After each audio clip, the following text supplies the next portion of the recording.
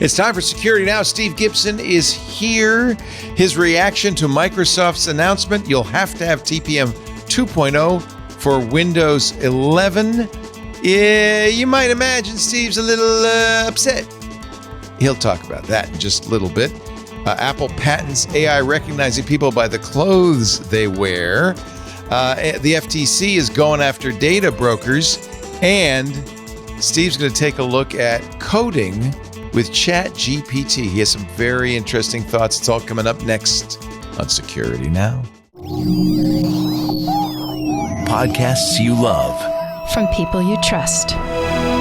This is Twit. This is Security Now with Steve Gibson, episode 1004, recorded December 10th, 2024. A chat with GPT.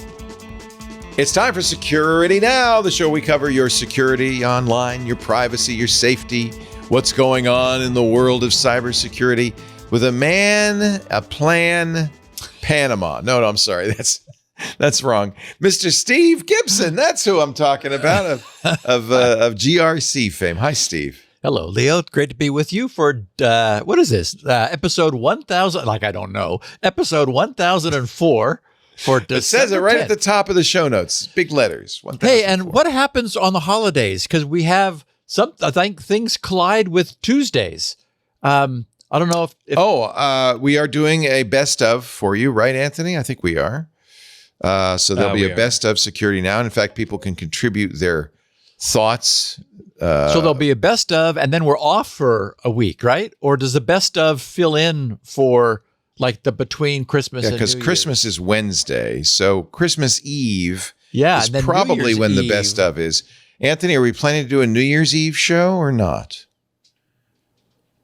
No one knows. I will have to ask the boss. Can you hear me? Yeah. We're dark. We're dark. On New Year's Eve. Yeah. So no show on New Year's Eve, Steve. Woohoo! No, sorry. I didn't You mean that. used to say, no, I got to do a show. You don't care as much. Okay. There's that wife again. You have a No, have a it's not life Lori's now. fault. I do. You're going to be dancing. I will be kept busy with endless social. What are we doing now, honey? Before you had a we're wife, going over. you danced with James Tiberius Kirk on our I was set. much more nimble back then, my friend. I'll never forget that. We did our 24-hour New Year's marathon. Steve came up for it one year and danced with a cardboard cutout of the captain. Yeah, I don't remember. I remember I was either completely sober or I was way far from it. I think actually I was completely sober. You probably and people were, would have but you thought were- that I was inebriated. No, you were in the such a spirit. fool of myself. But no, it was of course. fun. On the other hand, you were getting your butt tattooed, so it was quite the event that year. So That all, by the way, video of that exists and is still available. So don't go. No, don't. I think it's on our YouTube channel. All right, what are we talking about more seriously? On a more serious note, what are we talking about today? Today's podcast is titled "A Chat with GPT," and I listened to the end of MacBreak Weekly where Andy and Alex was singing the praises of coding with ChatGPT. Alex has had the experience, and it's interesting because he characterized it much as I have. That is, he was going further because he was wanting it to basically create an entire application framework with most of the things filled in, except for a few things that it just couldn't get right. Anyway, I had an experience over the weekend that, again, it was like, okay, what? And so I'm going to share that. And it is I have to take us a little bit into the weeds of the questions that I was asking in order to set up the dialogue that we had. And then I have an announcement to make. So this, again, today's episode titled A Chat with GPT, but we have a lot of stuff to talk about. All telecom providers have been hacked and may still not be safe to use. Also, which I heard you mention on MacBreak. So now the government is recommending that we use our own encrypted communications. Okay. Also, the plan to obsolete all non-TPM 2.0 PCs remains well underway. Microsoft must be feeling the heat, so they're taking the time not to apologize. Also, whoops, Microsoft's product activation system has been completely hacked, like fully. The things that the hackers weren't previously able to activate, they can now activate. So all Windows and Office products may now be easily activated without any licensing.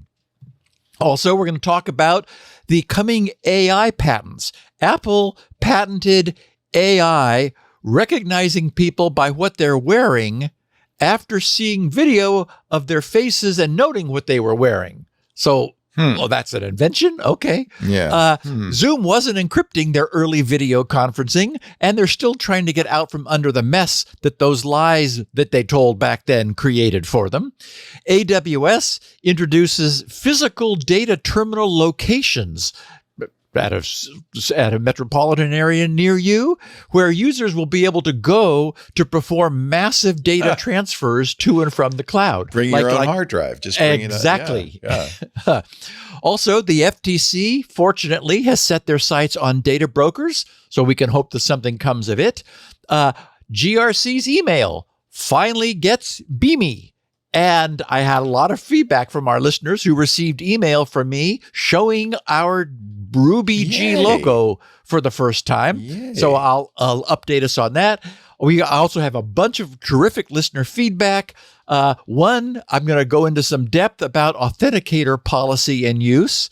Also, a new and free point-to-point link service, Tor's Snowflake proxy.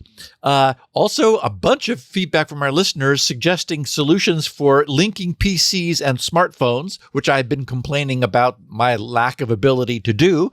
Also, one listener said, Steve, how do I refill my SodaStream canisters again? So I'll touch on that briefly. And then we're going to talk about the shocking, well, to me, because, I was born in the mid-50s, conversation I had with ChatGPT over some subtlety of assembly language syntax and how that went. So, and of course, we've got a great picture of the week for our listeners. So I think a podcast that'll keep everybody entertained. I'm very curious about ChatGPT's assembly language capabilities. That will be interesting. A lot of it's actually a lot of controversy this year because people are using LLMs to solve the advent of code problems in seconds. It's immediately obvious because even somebody who's a professional coder, competitive coder, will take a few minutes at least because you got to look at the problem, read it, solve it, write the code.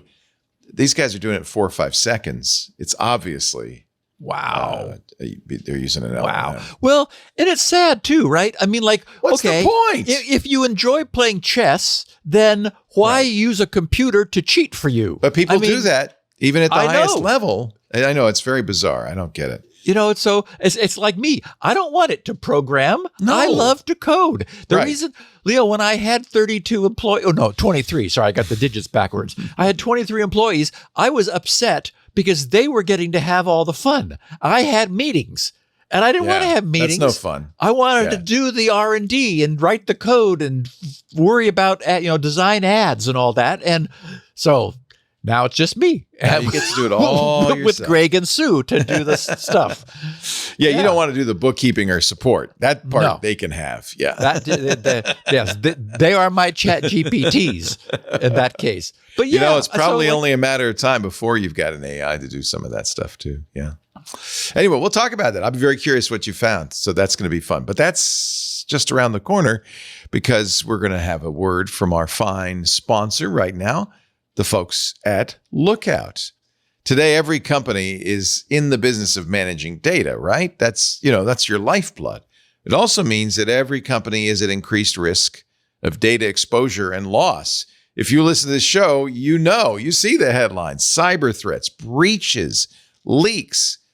And one thing has become apparent: cyber criminals are getting more sophisticated every single day. Modern breaches now happen in minutes, not months. So at a time when the majority of sensitive corporate data has moved to the cloud, those boundaries, the traditional boundaries between the outside world and the inside world have dissolved. And the strategies for securing that data have just fundamentally changed. That's why you need Lookout. From the first phishing text to the final data grab, Lookout stops modern breaches as swiftly as they unfold. And that's wherever your data is, on a device, in the cloud, across networks, even if it's sitting on a laptop at a local coffee shop where your employees are working remotely. Lookout gives you clear visibility into all your data at rest and in motion. You'll monitor, you'll assess, you'll protect without sacrificing productivity for security.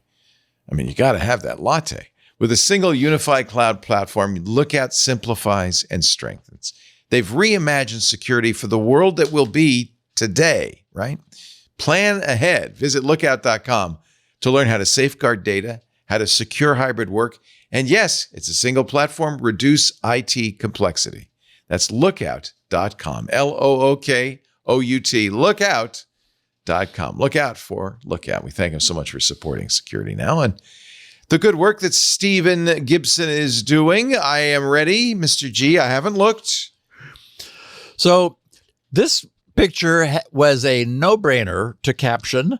It was demanding the caption, "What could possibly go wrong?" All right, I'm scrolling up now to see it for the first time. Oh boy. That is a terrifying sight. So, okay. I'm going to share the feedback that we've already received from one of our listeners. Yeah. Who asked ChatGPT what was the significance of this photo. That's interesting. So, and again, Leo, okay. So he wrote, "I, of course, also being blind, have taken to ChatGPT to get even better descriptions of images. I look forward to the upcoming show to see how it did, but I think you'd have to agree that the bar for image descriptions is now insanely high. It's certainly much better than anything we've had up until now, including Microsoft's and Apple's own vision models, useful as they've been in the past and being offline. Here's what I asked and the response." So our blind listener who received the email, there was 13,675 emails went out last afternoon to our listeners. He wrote, "Can you describe this in detail?" And then he gave it the URL, grc.com/sn/1004.jpg, JPEG image. From that URL, this technology we have today said, the image shows a humorous but precarious scenario. Oh. A red door with a silver handle is being unlocked using a key. The person holding the key is positioned above a metal grate that covers an open pit or vent below the door.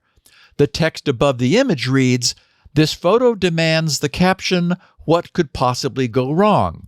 The concern," writes ChatGPT, "is obvious.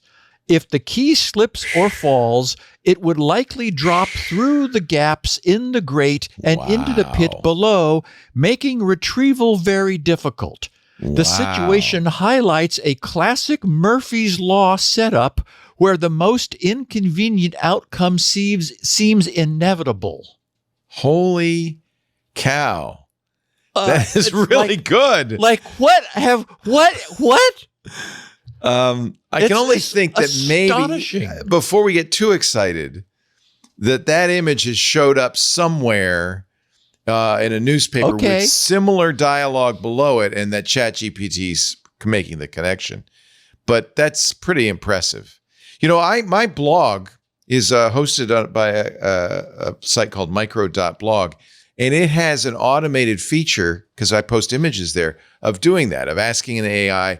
Because, you want to, on a blog, if you have images, put an alt tag for unsighted readers like your correspondent there. And it does a very good job. I used to write my own alt tags, and I have to say this is a lot easier to let the AI do it. But that is above and beyond. So I don't know that I need to further describe the picture because ChatGPT just did. It did. And one person commented that it might be a grate which is used in snowy country to allow people to scrape the snow, the packed snow off the bottom of their shoes. Yeah. Although then I would think the grate would the bars would be moving. Would be oriented horizontally to make it more easy to scrape. I just think it was an inconvenient location for a drain to be, as we've seen, there are many instances where you wonder, okay, who's in charge here? This doesn't make any sense. Yeah. But anyway, it was a perfect setup for the topic we're going to get to at the end of the day. So, wow. And I shared our note with our also unsighted listener last week who thanked me for always going to lengths to describe the photos, which she gets so much enjoyment from. So I just wanted to give her the tip that ChatGPT is standing by. And frankly, Leo, it'll be interesting to feed it maybe some more obscure images that seem less likely to have been, populated on the internet, and just see if this was an anomaly or, again, it's just there's something going on. And I don't want to step on my plan, but we'll get there by the end of the podcast. I have some news. Okay, so Salt Typhoon is the name that's been given to this group. For the past several months, there have been various news reports of Chinese state-sponsored attacks against this or that U.S. telecommunications company. I've seen them. I haven't mentioned them on the podcast because we've had so much else to talk about. And I don't know, it sort of didn't seem to have reached critical mass, but that changed. Last week, Ann Neuberger, the U.S. Deputy National Security Advisor, said that at least 8 U.S. telcos, and actually apparently a total of 80 overall, but 8 U.S. telcos have been hacked, and that the U.S. is now getting set to take some coordinated, definitive action. So I think we need to do a bit of catching up on the podcast. The best reporting I found on this was headlined, Chinese hack of global telecom providers is ongoing, officials warn. With the subhead, officials from the FBI and CISA say the major Chinese hack began late spring, and they're strongly urging Americans to use encrypted communications. Like, what? Okay. So the reporting says, last Tuesday, federal officials said that the federal government began investigating a major Chinese breach of global telecommunication systems last spring. And they further warned that the intrusions remain ongoing, and that it's likely larger in scale than previously understood. The hack was first announced publicly in October and has been attributed by U.S. agencies to a Chinese government-linked hacking group known as Salt Typhoon. The effort targeted dozens of telecom companies in the U.S. and globally to gain access to U.S. political leaders and national security data. Neither the timeline of the hacking effort nor the scope of the intrusion were previously disclosed. Jeff Green, Executive Assistant Director of Cybersecurity at CISA and a senior FBI official, said Tuesday that while agencies started cooperating on their investigations of Salt Typhoon's activities in early October, the effort was first detected in late spring and early summer. He also warned that the breach is ongoing and that there was much law enforcement still did not know. Green said, quote, "We cannot say with certainty that the adversary has been evicted." Oh, wow. "We're on top of tracking them down, but we cannot with confidence say that we know everything, nor would our partners."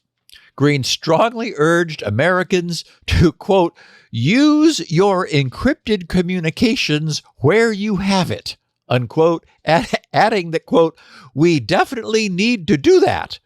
Kind of look at what it means long-term, how we secure our networks. Wow. Yikes. That's definitive. And notice the irony of the government telling its citizens that they need to use their own encrypted communications apps wherever possible because the networks of the telecommunications providers turn out to be insecure. And there doesn't appear to be a lot that could be done about that. And we're not even sure we got rid of them or what they're doing or what's going on. They're cockroaches. We can't get rid of them. They're in there permanently. It's, of course, ironic, right? Because our governments have been chafing over their citizens' use of the same encrypted applications what the government is unable to penetrate. There's even more irony because the Salt Typhoon people are taking advantage of wiretaps that were inserted by Kalia 20 years ago because law enforcement said they needed them. The irony is endless. Yep. So maybe as many as 80 telecommunications companies and internet service providers, including AT&T, Verizon, and T-Mobile, are believed to have been infiltrated 80? In the hack. There are 80 of them in the US? 80 globally. Yeah. Basically all of them, right? Because we don't want to miss anybody with our Kalia warrant. T-Mobile was the most recent one in the news. Anyway, earlier last Tuesday, CISA, the FBI, the NSA, and partner agencies in New Zealand, Australia, and Canada released a joint alert warning that Chinese hackers were targeting major global telecommunications providers. Wow. Officials declined to comment on specifics, but acknowledged that, quote, there were servers used in various countries to facilitate this activity by the Chinese, unquote. Interestingly, the UK did not sign on to the alert, making it the only one of the Five Eyes intelligence sharing group which was omitted. Green attributed this to each country having different considerations and timelines, unquote. Okay. A spokesperson for the UK's National Cybersecurity Centre said Tuesday that the agency supports our international partners issuing this advisory to help improve the collective resilience of telecommunications infrastructure, but at the same time didn't sign on to it. But, oh, yes, we're supportive. We're just not going to put our name on it. And he also said the UK has a separate approach to mitigating cyber risks to its telecom providers. Okay. Anyway, the officials from the FBI and CISA noted in their briefing that there were 3 groups of victims targeted in the hacks. The first group was an undisclosed number of victims, mostly in the United States capital region, meaning DC. Huh? Yeah. According to the officials, who were impacted by stolen call records from telecom companies. The second group were a small number of political or government-linked individuals, all of whom have been notified by officials. So based on the records of this intrusion, they at least were able to identify the targets of these attacks, who had their private communications compromised, according to a senior FBI official who spoke anonymously as a condition of briefing the reporters.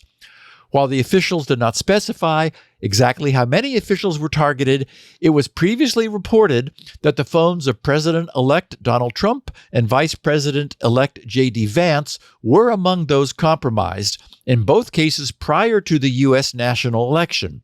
In many cases, the voice and textual content of call connections and conversations were obtained by Chinese attackers. In other words, not just metadata. That's interesting. Well, it's a wiretap. So yes, it was wiretap. Yeah. In addition, the Chinese hackers also accessed and copied U.S. court orders, which the FBI officials said were attained through the, as you noted, Leo, Communications Assistance for Law Enforcement, CALEA statute program. This program allows law enforcement and intelligence agencies to submit court orders around intelligence collection from telecom providers. When pressed on whether hackers were able to assess court orders for intelligence collected under the Foreign Intelligence Surveillance Act, FISA, which allows U.S. intelligence agencies to collect data on foreign targets, the FBI official declined to answer directly, but acknowledged that the CALEA environment does include court orders for FISA investigations. The major hacking campaign has been an issue of increased concern for U.S. lawmakers in recent weeks. The Senate Intelligence Committee Chair Mark Warner describing it as, quote, the most serious breach in our history. Now, again, we installed the taps, so gee, oops. I mean, this is isn't this the perfect analogy for why we don't want the government to have access to encrypted communications? This is the whole proof. They're not good enough at it. No one is. Any backdoor will eventually be discovered. Yep. Senator Mike Rounds, ranking member of the Senate Armed Services Committee's Cyber Subcommittee, said during a panel at last month's Halifax International Security Forum, quote, unless you are using a specialized app, meaning, our own encryption, any one of us and every one of us today is subject to the review by the Chinese Communist government of any cell phone conversation you have with anyone in America. Okay, this is Senator Mike Rounds with the Senate Armed Services Committee's Cyber Subcommittee saying, unless you use something else, that is, just don't talk on the phone, do something else. Unbelievable. Anyway, I think this news highlights the clear need for independent, third-party, end-to-end encrypted video, voice, and text messaging systems. We're being told that the conversational content, not just connection metadata, of anything carried by our international and national telecommunications carriers can no longer be considered to be secure from eavesdropping by advanced persistent threat actors who want to know what's being said. Well, they can have my phone calls. I'm not saying anything. Right. But, there are conversations which we don't want China to have. Yeah. So if nothing else, this news, which has now been officially recognized, weakens any argument against allowing users of public telecommunications systems from providing and using their own truly secure end-to-end encryption for their conversations and content. The analogy is to the internet, right? The internet is a similar public network, which is not itself secure. So to it, we've added a layer of authenticated TLS encryption to enable point-to-point, end-to-end communications security, HTTPS. And no one has any problem with that. So what's the difference? And what's the big deal? I should point out a reporter at Forbes looking at the actual request by the FBI that people start using encryption. The request said use responsibly managed encryption, which is encryption that allows us to subpoena the clear text. Because we have responsibly managed Telecom. And how's that working out? So what they're saying is use encryption, but not too good. So what, we should all use Signal or whatever it is that you, Threema, whatever it is that you like. What would you use these days? Because you need to make phone calls. It has to have audio as well, right? Yeah, I guess I would use Signal. If I had to have an end-to-end encrypted system that I trust. WhatsApp is using the Signal protocol, so it's the same as Signal. If you trust Meta, I mean, I'm sure I fully trust Meta. But okay. Yeah. Wow. Yeah. I mean, certainly Signal can't have any other agenda because their entire, business model is. They don't even have a business model, right? I mean, what is their business? There is no business model. It's just what a world, huh? Yeah. It's just you got to do what you suggested. Go out in the field. Take off all your clothes, go out in the field, far away from any eavesdropping. Get under a comforter with someone And if you want to say something private, bring them. Naked with, Bring a space heater, a little portable, Yeah, make sure it's not made in China, though. You don't want an internet-connected space heater. No, it is It is no the privacy. world we live in. At least There is no privacy. no. That's the sad fact. Okay, so TPM 2.0, and we're not kidding. Oh, we talked about this with Paul and Richard last week. Yeah. A posting to the Windows IP Pro blog last week was titled TPM 2.0, a necessity for a secure and future-proof Windows 11. And of course, I titled this bit of news TPO 2.0, and we're not kidding. I'll give everyone a sense for this by sharing just the first few paragraphs of what is a quite lengthy posting by Steve Hosking, whose info on X identifies him as Senior Program Manager for Windows Commercial. And I'm because I try to get my spelling correct, I noted that he has commercial spelled with one M. So okay. Anyway, he wrote, with Windows 10 end of support approaching, this is right next October, it's important to revisit a key minimum system requirement for Windows 11, Trusted Platform Module TPM 2.0. Let's discuss the role of TPM and its value for those of you who have made the transition to Windows 11. You'll also learn how to check your TPM status and how to prepare for Windows 11, presumably for those who haven't yet transitioned. TPM refers to a dedicated chip or firmware that offers hardware-level security services for your device. It securely houses encryption keys, certificates, passwords, and sensitive data, shielding them from unauthorized access.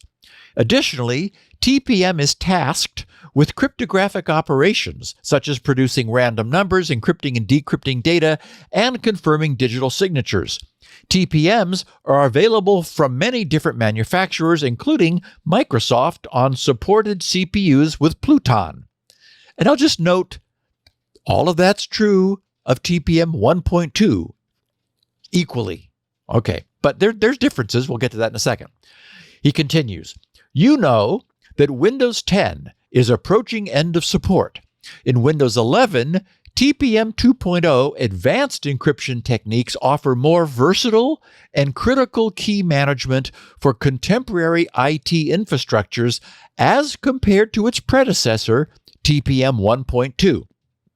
Integrating with features like Secure Boot and Windows Hello for Business, TPM 2.0 enhances security by ensuring that only verified software is executed and protected confidential details. It's true that its implementation might require a change for your organization. Yet it represents an important step toward more effectively countering today's intricate security challenges. And finally, I'll finish with him saying the TPM 2.0 helps keep your identities more secure and your data protection more robust. Can you ensure operating system integrity upon startup? Yes. Can you better protect sensitive information, data, and secrets? Yes. It provides a vastly more efficient and secure platform for Windows 11, to use through advanced encryption methods, improved industry standard cryptography, increased isolation, and greater interoperability with other security functions. Okay, enough of that. And that's just like the tip of his iceberg. Okay, so is TPM 2.0 really better than 1.2? Yes, it is, without a doubt. It offers newer, updated cryptographic operations such as elliptic curve crypto and SHA 256-bit SHA-2 era hashing and message authentication functions instead of just SHA-1. And it provides a privilege management hierarchy rather than just the single level hierarchy, which isn't really a hierarchy, the single level offered by TPM 1.2. But here's the problem. While 2.0 is without a doubt new and improved and should be adopted and used going forward, there's never actually been anything found wanting about TPM 1.2 that might force its abandonment. As we've observed from the beginning, this is an arbitrary requirement. TPM 1.2 had been working just fine for everyone and still is until Windows 11 came along. I would have no problem with Windows 11 taking advantage of the more secure features available from 2.0 if and when they were available in the underlying platform. But it should be up to Windows users whether or not they feel they need to upgrade their PC hardware to obtain that additional security under Windows 11. And Stephen wrote, it's true that its implementation might require a change for your organization. Right, a change. What he meant is that the move to Windows 11 may forcibly obsolete all of an organization's current stock of PCs, which are otherwise, right now, still quite happily running Windows 10. But none of those machines will run Windows 11, and Microsoft's continuous IV drip of life support to continuously repair the apparently endless supply of serious security bugs in Windows 10 will be coming to an end next October. As we covered previously last Halloween, enterprises and individuals will have the option of paying for extended life support for up to 3 more years in the case of enterprises, though it becomes increasingly expensive each year. Nevertheless, switching is always difficult. I get that. And I would not be surprised to learn that many of our listeners or their organizations were not seriously considering either paying to stay with Windows 10 on their current hardware or perhaps switching to the arguably superior alternative offered by Zero Patch. It rubs me the wrong way for Microsoft to be charging its customers to fix security flaws in its own products when it is already fixing them anyway and has a well-running system in place that allows those fixes to continue being delivered. What Microsoft is planning to do next October is to deliberately disable the existing Windows update for Windows 10 users who choose not to pay to have Microsoft continue to repair their own software flaws. What's wrong with this picture? As we noted last week, the United States government recently opened a broad antitrust investigation into Microsoft's abuse of its monopoly power. So Microsoft choosing to force the obsolescence of hundreds of millions of PCs or hold their customers ransom over fixing those software flaws in their own products could not come at a better time.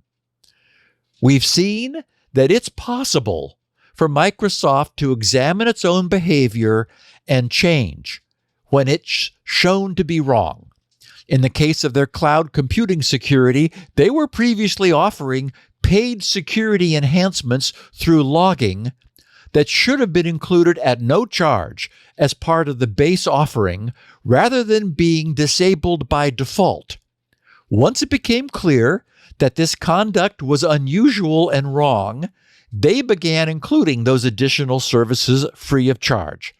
October is still 10 months away, and there's time for another policy change regarding the future of Windows 10 and 11. Stay tuned. Yeah, I doubt they will. We'll see.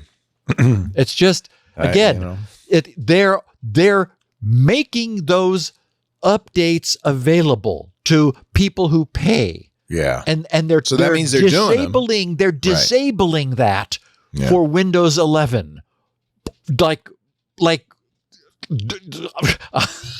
Just okay. Let's take a break so I can calm down, Lee. Let's make sure that the break is not sponsored by Microsoft, and then, we're good. Okay. I don't think we've ever had Microsoft as a sponsor. I don't think we ever will. I don't think that's going to happen. At this rate, ain't going to happen. They don't even sponsor Windows Weekly. But then again, there's Paul Thurrott to deal with. So I will tell you about something you've got to have. Everybody should have. This is our sponsor for this segment of Security Now is the Thinkst Canary. This is such a great idea. You and I did an event in Boston, LastPass event, with the guy who created the first known honeypot. Was it Steve Bellevin? I'm trying to remember who it was. Or Bill Cheswick. It was Bill Cheswick. Oh, I'm sorry. Yeah, Cheswick. Yeah, Bill Cheswick. And Ches, who is a great guy, said it was a lot of work. It was a very technically sophisticated thing to do. What's a honeypot? We've talked about that on this show many times. In fact, on our first show, it is a device on your network that looks like it's harmless, right? In fact, it doesn't even look vulnerable. It looks like something valuable.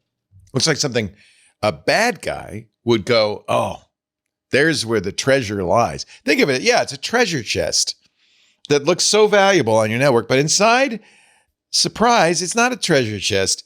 It's an early warning system. It's a canary, if you will, in the coal mine.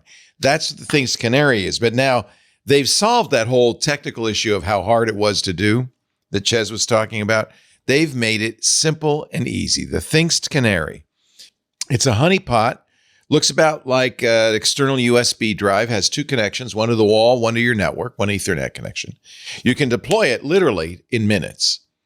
You can go into the hosted console and choose what the device looks like to the bad guy. Mine is a Synology NAS, and I mean, they do it right. It's got a Synology MAC address.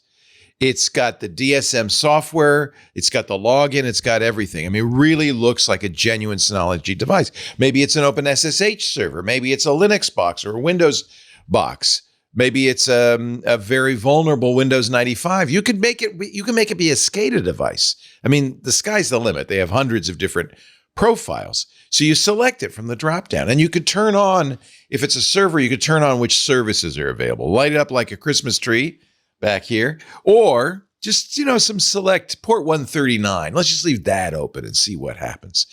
Now, here's the thing. You set it and you forget it. You walk away. Mine's just running in the corner.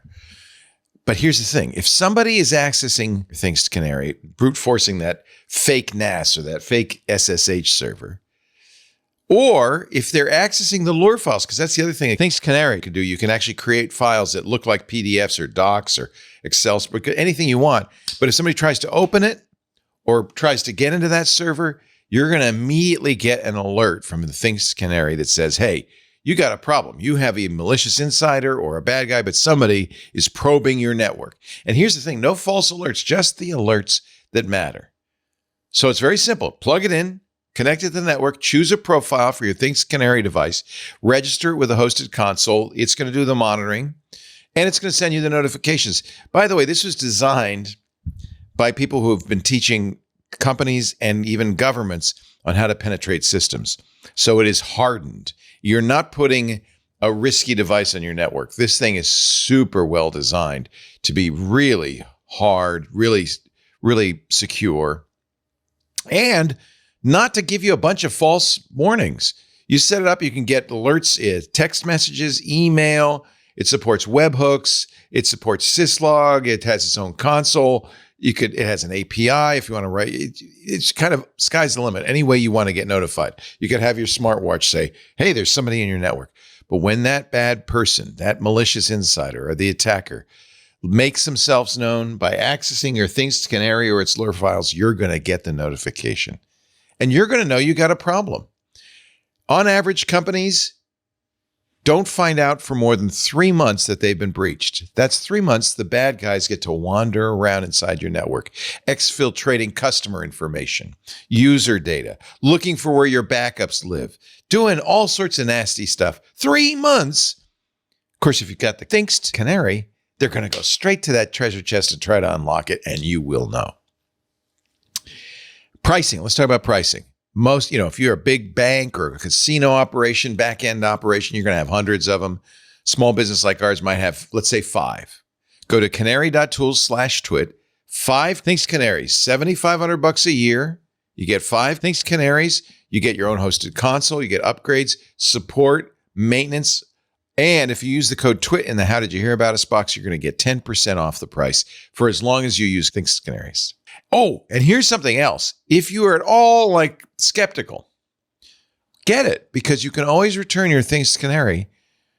You have a 2-month, 60-day money-back guarantee for a full refund. So there's no risk. I will point out that in the 7 years Twit has partnered with Thinkst Canary, no one has ever asked for a refund. Not once.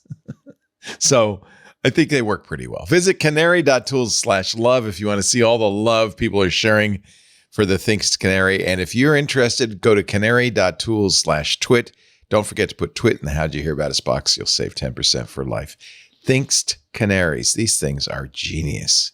Go to canary.tools/twit to learn more. And now back to Steve Gibson. Okay, so while we're on the topic of Windows or Microsoft, Martin Brinkman, writing for GHacks, titled his piece, "Hackers Claim to Have Cracked Microsoft's Software Licensing Protection Almost Entirely." Oh, boy. He writes, a team of hackers claim, and it looks legit, a team of hackers claim that they've cracked almost, this is a quote, almost the entire Windows/Office software licensing protection, unquote. The breakthrough allows them to activate almost any version of Windows and Office permanently. Windows and Office installations require activation. This may happen behind the scene or when users enter product keys. Workarounds and hacks have been available for a long time. One popular choice requires running a single line of instructions from a PowerShell prompt to activate Windows 8 or later or Office. The creators of the solution claim that they've found ways to extend this to even more Windows and Office products. The new method works on any Windows client or server version and includes extended security updates, which Microsoft starts charging for next October unless they change their policy, and Microsoft Customer-Specific Volume License Keys, CSVLKs. The method used up until now could not activate everything permanently, but now, for the first time, the versions that had remained elusive have been supported. Windows 7, 8, and 8.1, any recent Windows Server, add-ons, and extended security updates are all added. The hack, he says, for example, enables support for Windows 10 ESU once it starts in October 2025. The hackers claim that the discovered method is simple. It does not require third-party file installations or system file modifications, according to a post on X. Okay, now, I've captured their posting to X, which was posted by @Massgrave, MASSGRAVE. In this instance, the reason they chose this moniker is MAS stands for Microsoft Activation Scripts. And they posted, "Hi at everyone." They said, "We're thrilled to share some groundbreaking news from the @Massgrave R&D team." Exclamation point. Our team has successfully cracked almost the entire Windows Office software. Anyway, so they just repeat basically what Martin quoted them saying. For anyone who's interested, I have the x.com link to this posting in the show notes, and also the PowerShell MAS scripts. All right. Now, I'm about to do this, Steve. Should I be, is it scary? Is it nerve-wracking? Should I even do this? So I have a key. I installed a second virtual machine, and of course the product key was associated with the first one. I could go back and figure it out, but what if I just ran their little PowerShell script here? What do you think? Oh, it said no. Okay, so maybe actually it's complaining about something not about getting an SSL SLS. TLS. Yeah, not getting a TLS channel. I'm not sure why not. I'm online. Okay. All So- right. This was probably a foolish thing anyway, so I'm glad it stopped me. Oh, yeah. Okay. Well. Right? Okay. I mean, so it's downloading and running software from the internet. oh, actually, it is a local PowerShell script that as far as I know, does not need access to the internet. Oh, but this was, I was using that first option, so maybe. Okay. That was the So problem. anyway, so I recognize this is controversial, right? But this is now not any secret. first of all, the scripts are hosted on GitHub, which Microsoft owns. Oh yeah, you're right. And they're posting on X. When I looked, the first time I looked, it had 913,000 views. Wow. Then I looked the next day and it was 916,000, more than 916,000. So again, cat's out of the bag. I did download because I was curious. I went to GitHub, Microsoft's property, looked at their and downloaded a zip containing their PowerShell scripts. They look very comprehensive. They are very complex and detailed. I didn't spend much time with it since I have no particular interest in any of this. I just wanted to report what has happened because it's news. And I'm sure that many frisky script kiddies out there, literally script kiddies, are already enjoying many hours of playing around with this to see what it does. Martin finishes his reporting by writing, an example screenshot of a fully permanently activated version of Windows with extended security updates has been shared as part of the post. The methods have worked for years, this is Martin writing, according to one of the follow-up posts. The hackers claim that the digital license their digital license method worked since 2018, and that the KMS method, whatever those are, for at least 17 years. The discovered hack will be made available in the coming months, according to the original post on X. So I'm a little confused by that because it looks like what's there is the whole deal. Maybe you're right, Leo. Maybe there is some piece of it that it's obtaining from the net. Although it looked like to me there was a lot of script there, a PowerShell script that was doing all of the heavy lifting. He writes, the discovery is a serious blow for Microsoft, provided that the hack is indeed as foolproof and easy to apply as claimed. It's unclear how or if Microsoft will react to the hack. For now, it seems that the hackers have at least temporarily won the battle. I'm not sure that I agree that it's a serious blow. Windows is now free, essentially, right? I mean, it's loaded down with Microsoft's crap that you get as part of it and certainly they're being paid for the start menu to come preloaded with all of this junk. So there's that. Also, I posted the link over the weekend, Leo, and we know Paul Holder well. He related anecdotally that his experience of reporting this to somebody, I mean, like years ago, reporting this, and they just sort of shrugged. Like, they know about it. They don't care. I think, they figure, yeah, okay, well, we're selling bits that don't cost us anything. So if some of them get stolen, fine. For my part, I've been a paid up Microsoft Developer Network, MSDN developer for decades. I pay for the privilege of installing whatever Windows editions I need for software development and testing. But it is going to be interesting to see how this develops over time. I never can't really get it to run. So okay. Yeah, it's just I don't know what I'm doing wrong. But if PowerShell scripts are finicky, it may need some other module, or you may did you right click and run it as an admin? So maybe I need to do that. There is that kind of thing too. Oh, I bet I didn't do that. Yeah, sure. Okay.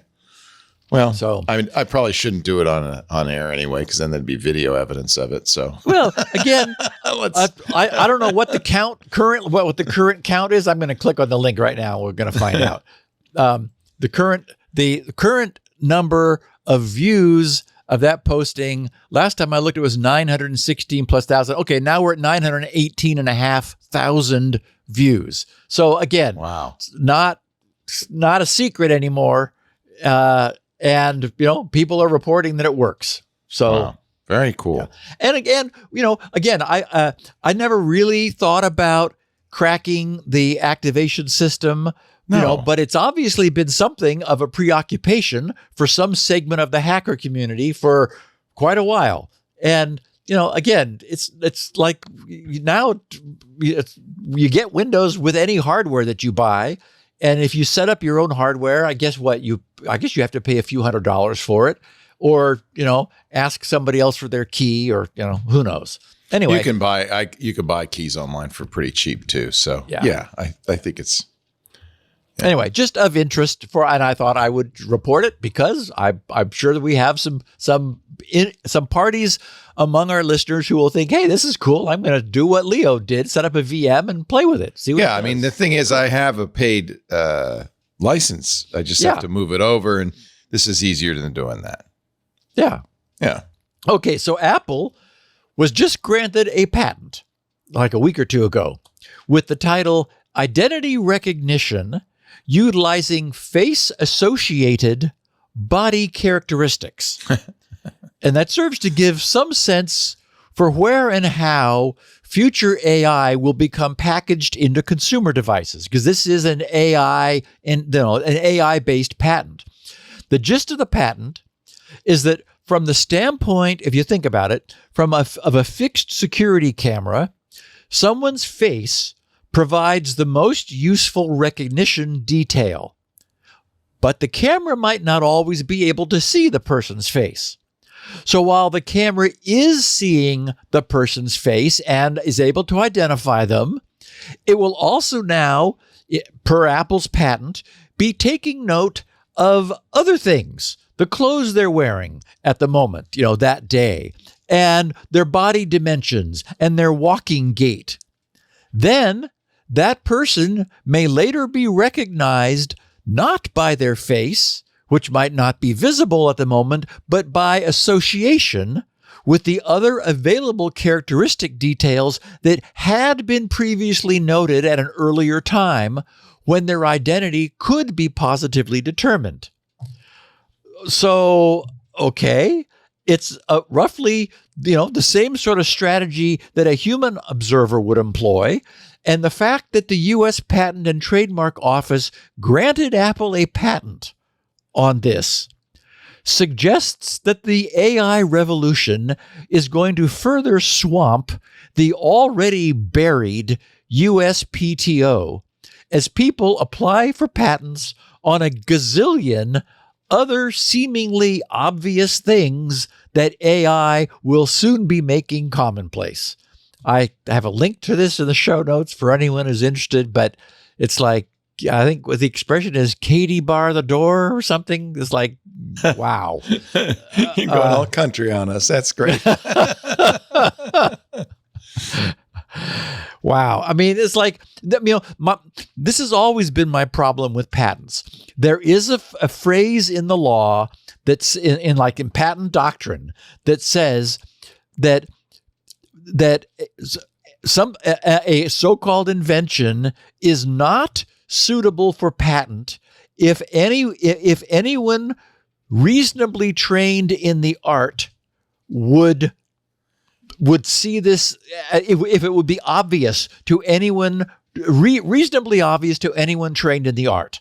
Meaning that, okay, is this like some flash of inspiration by a genius Apple developer, or do they have bored patent attorneys in Cupertino who are saying, just kind of give us something? And people are saying, okay, how about this one? And that's great. We'll write it up. We'll get a patent. It is abuse of the system. But on the other hand, that's what patents have become, right? You build a portfolio as a defensive measure so that you're able to do things other people are doing. And when they say, hey, we got a patent on that, you say, okay, yeah, but you're doing things that we're doing. So let's just agree not to sue each other and we'll keep everybody else frightened. Wow. Okay. Unbelievable. I know. Mashable caught an interesting story last week. Their piece was titled, Zoom Lied About Encryption in 2020. Now it wants to pay $18 million to make that go away, unquote. And they tagged it with a subhead, The Internet Never Forgets, though. Mashable wrote, back in 2020, Zoom was one of the hottest software companies in the world. And of course, you and I were using them, Leo, because, COVID happened, right? And it works. It works well. It's a good product. Exactly. It works. Yeah. They wrote, its video conferencing software surged in popularity due to millions of people being confined to home in offices, home offices, due to the COVID-19 pandemic. Unfortunately, the company cut some corners when it came to the privacy of its users. Despite Zoom's claims that its video meetings were end-to-end encrypted, it later came to light that this was not true. The result was a class action lawsuit that Zoom settled for $85 million. In 2021, Zoom also settled with the Federal Trade Commission over misleading its users about the privacy and security of its core product. But the matter did not go away entirely. There's also the separate matter of a U.S. Securities and Exchange Commission, SEC, probe into Zoom's privacy policies, which the SEC launched in 2020. Now, Bloomberg reports that Zoom is offering to settle the matter with the SEC by paying an $18 million fine. The offer is still pending approval by the SEC. These days, Zoom does offer end-to-end encryption for its video meetings, and its privacy and security practices have improved.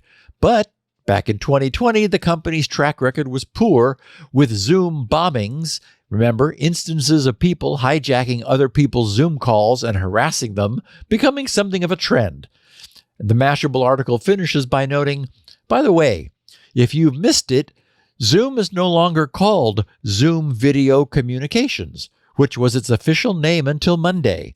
The company is now officially called Zoom Communications, to reflect the fact that it now offers a suite of communications tools beyond its video conferencing platform. And in fact, one of them is a shared, a cloud word competitor, shared note-taking and document editing capability. Anyway, we spent a lot of time talking and covering Zoom back during those explosive days, and we knew that its security was stumbling a lot during those early days. I recall, that we talked about the Zoom bombings as they were known, but I don't remember whether we actually knew that they were lying about at the time about their video conference calls not being truly end-to-end encrypted.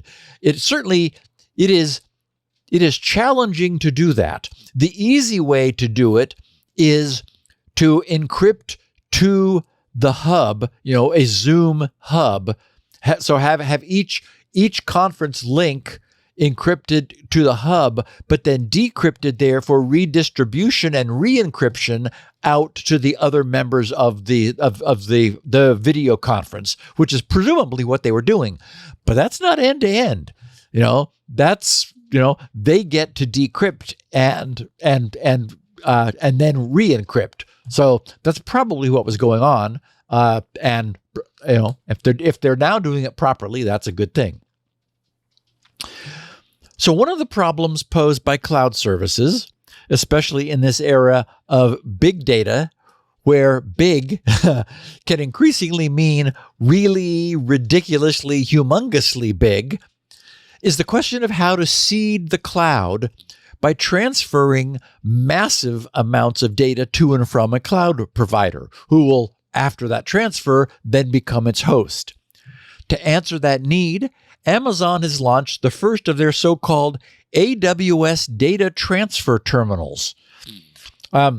Here's what Amazon explained on December 1st under the headline, New Physical AWS data transfer terminals let you upload to the cloud faster. They wrote, today we're announcing the general availability of AWS Data Transfer Terminal, a secure physical location, like a Kinko's print shop, where you can bring your storage devices and upload data faster to the AWS cloud. The first data transfer terminals are located in Los Angeles and New York, with plans to add more locations globally. You can reserve a time slot to visit your nearest location and upload data rapidly and securely to any AWS public endpoints, such as Amazon Simple Storage Service, Amazon S3, Amazon Elastic File System, that's the Amazon EFS, or others, using a high throughput connection. And there they mean really high throughput. They said using AWS Data Transfer Terminal, you can significantly reduce the time of ingesting data with high throughput connectivity at a location near you. You can upload large data sets from fleets of vehicles, they're just giving examples, operating and collecting data in metro areas for training machine learning models, digital audio and video files from content creators for media processing workloads, and mapping or imagery data from local government organizations for geographic analysis. After the data is uploaded to AWS, you can use the extensive suite of AWS services to generate value from your data and accelerate innovation. You can also bring your AWS Snowball devices to the location for upload and retain the data for continued use and not rely on traditional shipping methods. You can find the availability of a location in the AWS Management Console and reserve the date and time to visit. Then, you can visit the location, make a connection between your storage device and S3 bucket, initiate the transfer of your data, and validate that your transfer is complete. I got a kick out of this. On your reserved date and time, visit the location and confirm access with the building reception. You will be escorted by building staff to the floor and your reserved room of the data transfer terminal location. Don't be surprised if there are no AWS signs in the building or room. This is for security reasons to keep your work location as secret as possible. And, this sort of thing makes sense after you hear it, right?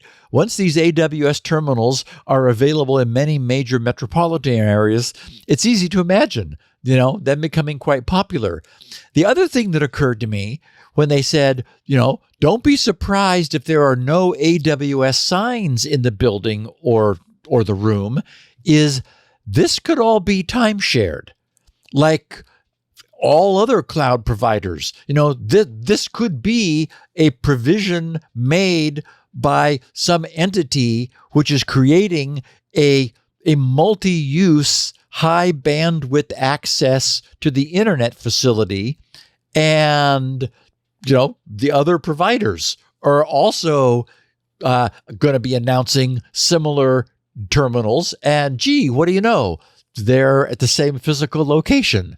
And, it may not just be AWS that is using that. I got the sense, I saw a photo of a long corridor with lots of doors, and the sense that it may just sort of be a general purpose access to the cloud facility. So anyway, kind of a cool idea.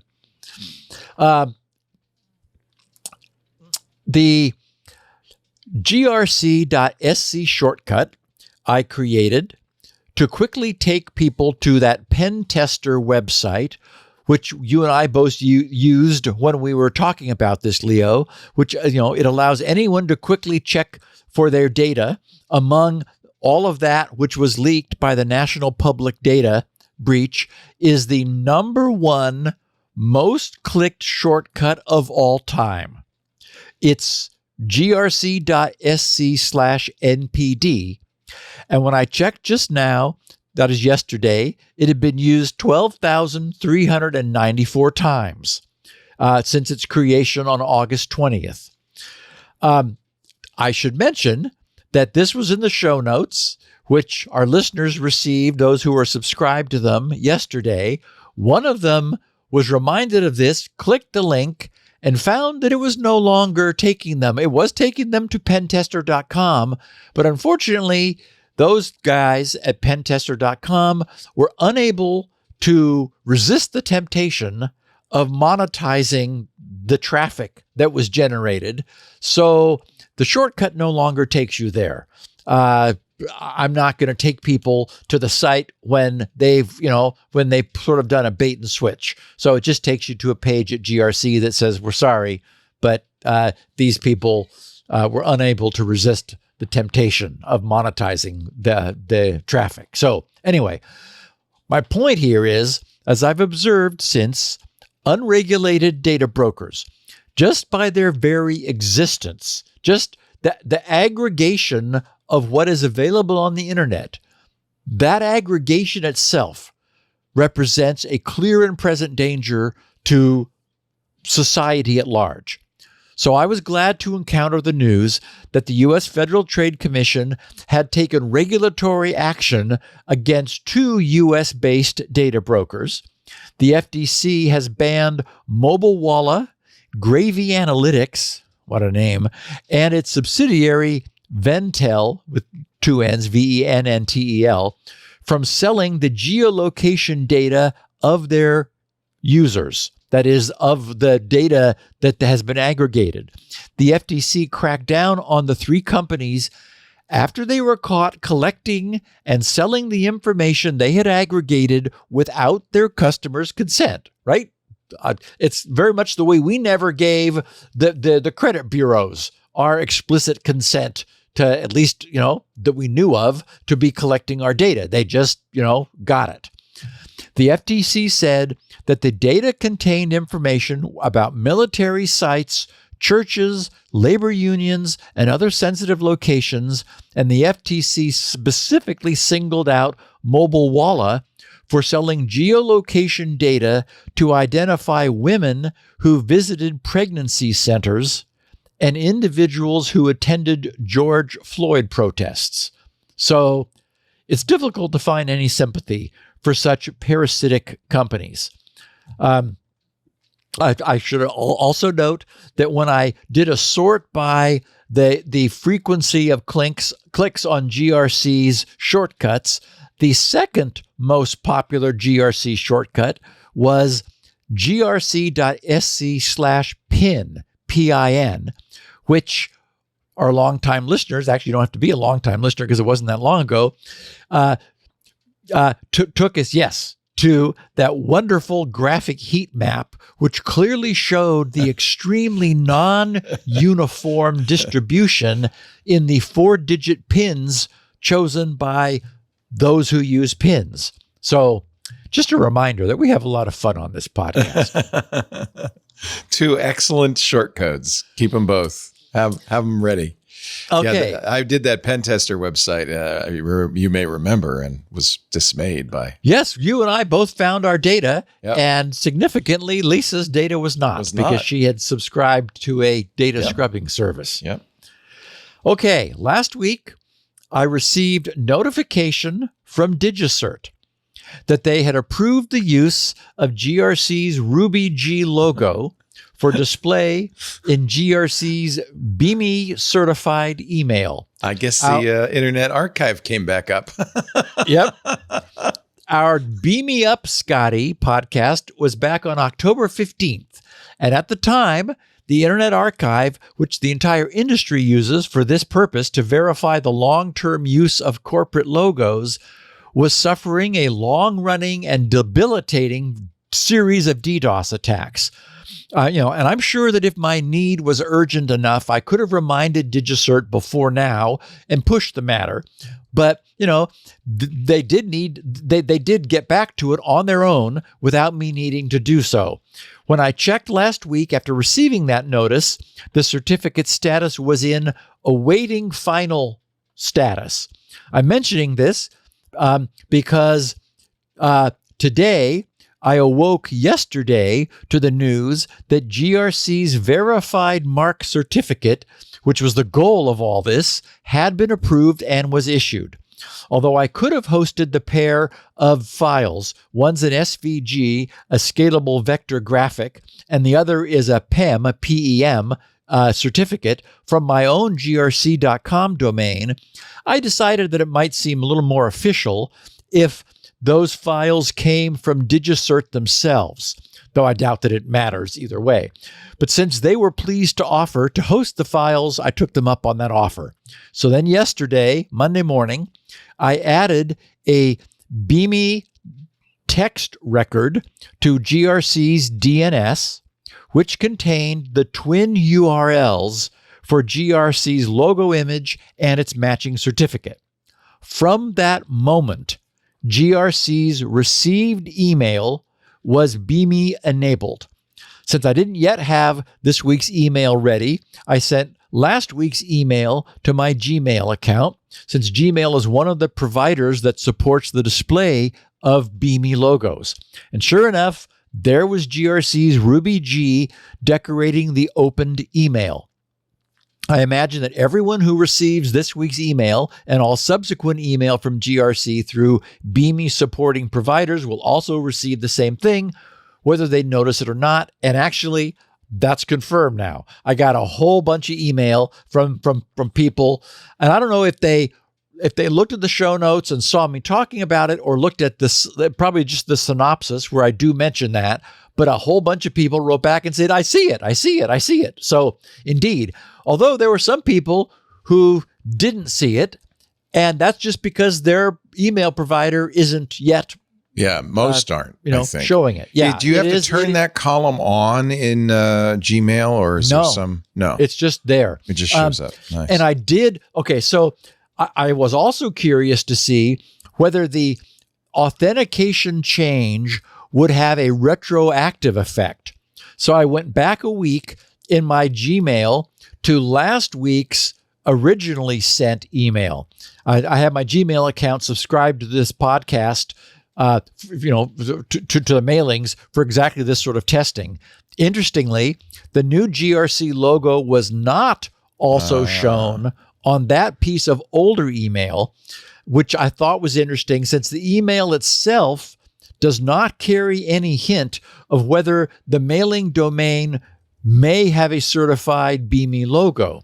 So it appears that Google is checking for the Beamy record at the same time as it's verifying the mailing site's SPF, DKIM, and DMARC status, validating that. And then once that's done and the email has been received, the logo is either established or it won't ever be. Oh, I see it. I see it. Oh, that's so cool. There's, I just sent myself an email from, is that it right here over on the left? Yep, that's it. That's really cool. And what it used to just show that the silhouette of a person, their head and shoulders. Right. And now it's actually GRC's logo. Nice. Very cool. It is nice. So. That's so you don't have to insert that or anything. It's just always be there from now on. Yep. It's associated with a domain. And so a query to text records or that specific text record at grc.com returns two URLs, so one, the SVG is the graphic, and then there is a signed certificate. DigiCert signed a certificate for that graphic. Both of those URLs get pulled, and that allows the graphic to be affirmatively associated with the grc.com domain and any email that it generates. So it is neat. Yeah. I mean, I'll have to see if my Fastmail does that, but that's Gmail definitely does. That's very cool. Yeah. Very cool. And Leo, break time. Yes. And then we're going to plow into some feedback from our listeners. All right. Actually, I've got a neat conversation about some subtleties of third-party or second-factor authentication use. So, a goodie. Good. All right. Our show today brought to you by, speaking of authentication, our good friends at Bitwarden, which is, perfect timing. Perfect timing. The password manager trusted by thousands of businesses and millions of individuals like me. Of course, Bitwarden will let you generate and autofill strong, unique logins. It does something else, though. It also autofills credit cards, identities, even passkeys directly from the inline autofill menu without leaving the page. That's a good thing because it won't autofill it on a spoofed site.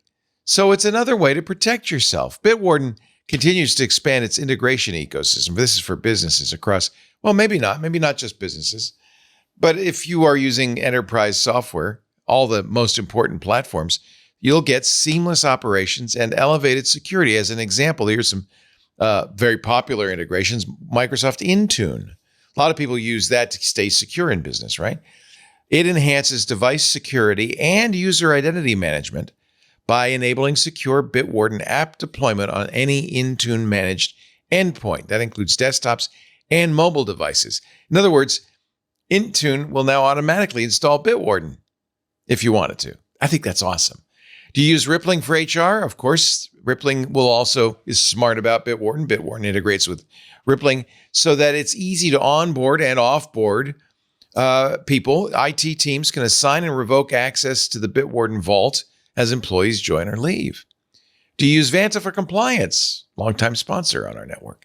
Vanta compliance audit and reporting this is really cool, will actually add your secure password manager, Bitwarden, so that it's reported in your compliance report, which means it'll be better and easier for you to meet SOC 2 or ISO 27001 or other standards. Here's the coolest one. I really want to know more about this.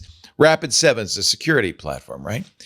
It ensures improved threat detection and response. When it integrates with Bitwarden, it can correlate credential usage with security events. Bitwarden says, oh yeah, that person logged in at that time, and you can correlate that to the events. That is incredible, strengthening proactive monitoring and intelligence for enterprise security teams. This is neat. These integrations increase flexibility, let you centralize security management across existing technology stacks and employee devices to maintain control over sensitive information. There's integrations with many enterprise apps. Bitwarden users can seamlessly connect the tools they use for IT management, compliance, and security to Bitwarden to improve and standardize the deployment of enterprise credential management throughout your organization.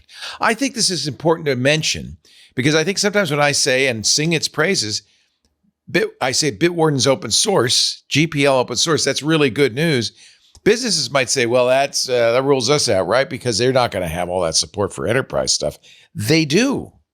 They do. Your business deserves a cost-effective solution that can dramatically improve its chances of staying safe online. You deserve Bitwarden. Switch today. It's so easy. Bitwarden setup only takes a few minutes. They support importing from most password management solutions. And of course, because it's open source, Bitwarden's source code can be inspected by anyone, but it's also regularly audited by third-party experts, and Bitwarden publishes the results of those audits. So you know exactly how secure it is. Get started today with Bitwarden's free trial of a Teams or enterprise plan.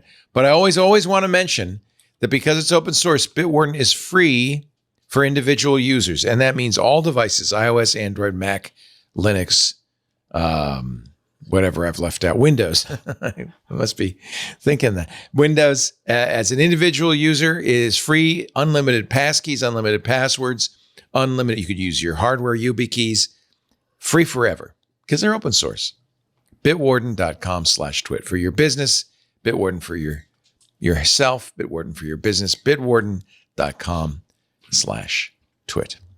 Oh, and Steve, I finally figured out I was misusing the instructions for that unlocker. And once I figured out the instructions, I had to download a CMD file. Okay. And run that. So that was the automated thing, was to download it, and if for some reason couldn't get online or whatever. I know why. Because Edge said, oh no, this is not safe. And I'm sure that's also in the system. Oh no, we're not going to let you download from something called Mass Grave. No, you're not going to download that. So once I said, no, it's fine, I'm going to download that. I was able to download it, double click it, gave me the options. Worked. Oh, worked. Paul thinks, and I think he's right, that actually it emulates an enterprise credentials or activation server. What's it called? A KWM server. It emulates that. There is one. Yeah. That's one of the two activation methods. That's the loophole, right? Oh yeah, I'm an enterprise and just connect to my server here. you're okay. You're good. It even said registered to Leo Laporte. It did the whole thing. So, thank you. I'm not cheating. I bought a license. I just wanted to move that license over. Yes. You own a license. You know why? Because the original Parallels version of Windows was 22H2. And in order to get 24H2, I actually had to download it from Microsoft and install it. And so that was not activated. So now it is. Thank you, Steve. Cool. Thank you, hackers.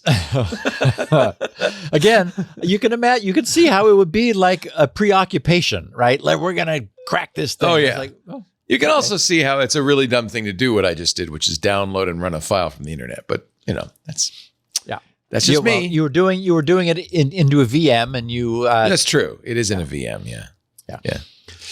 Okay, so Jamie Denizard, or Jaime, sorry, Jaime is, and he gave me his pronunciation. Jaime said, Steve, I've been using Google Authenticator with cloud backup disabled for years, but I would like to use a more featureful solution and one preferably not run by Google. The main feature I'm looking for is a solution that has a web portal so that I can get TOTPs from any browser instead of needing my phone with me at all times.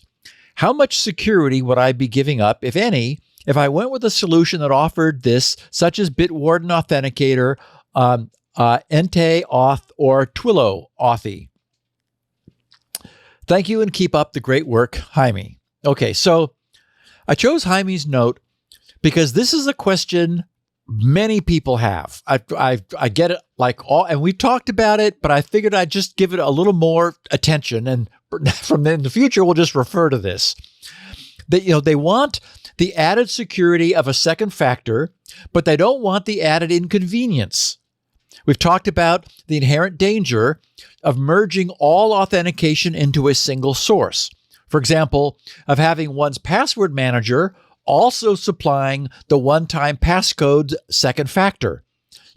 Is it as secure as maintaining an entirely separate second factor authenticator and then transcribing the 6-digit code manually?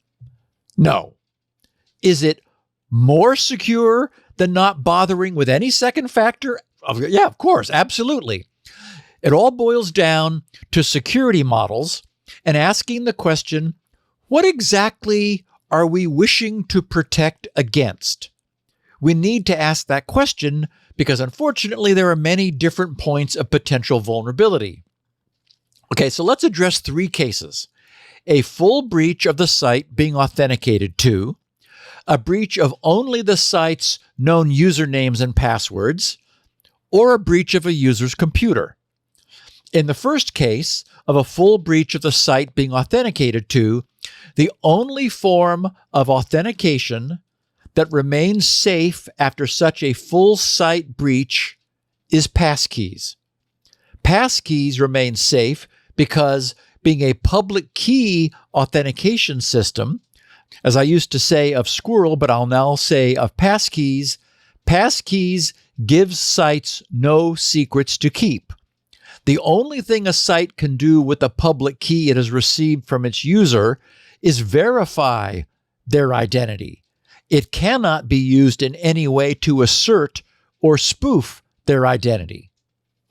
One-time passcodes will not protect their users after a full site breach because one-time passcodes rely upon a shared secret.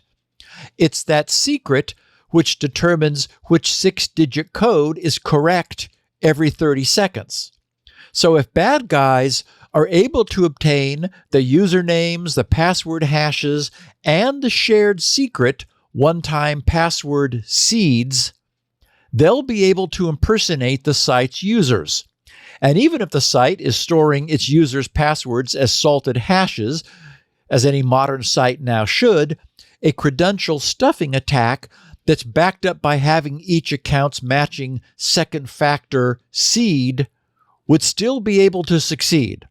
So to recap, in the event of a full site breach, traditional second-factor authentication, which relies upon the continued secrecy of a shared secret seed key, would provide no added protection. So it would not matter whether your own authenticator is storing its secret separately or, for example, in your browser. Okay, in the second case of only a breach of a site's usernames and hash passwords, or even without any breach, just guessing usernames, which are increasingly email addresses, the bad guys would employ, as I mentioned before, a so-called credential stuffing attack. That's the new fancy name, which we used to call brute force attacks, although credential stuffing suggests that the stuffer is not just guessing randomly, but is instead working from a list of known possible credentials that have been previously harvested from some other service. And this is where reusing passwords between sites becomes a very bad idea. However, in this case, since the bad guys would not have obtained any of the site's stored second-factor authentication secrets, the use of a second-factor authenticator would strongly protect the user's account. And again, where the authenticator is running, whether it's in the user's browser or offline in a separate smartphone, would make no difference, since the bad guys would have no way of guessing the continually changing 6-digit passcode. Okay, so to recap that, in both of the previous two instances of attacks, a full site data breach or one of the increasingly common credential stuffing attacks, the location of the user's authenticator has no impact and makes no difference. This brings us to the third case, a breach at the user's end. This could either be a breach of the user's PC with their web browser and its password manager, or a breach of the user's smartphone, which contains their second-factor authentication secrets if that's what they're using. This is the nightmare scenario where the only protection is the separation that hopefully exists between the first and second authentication secrets.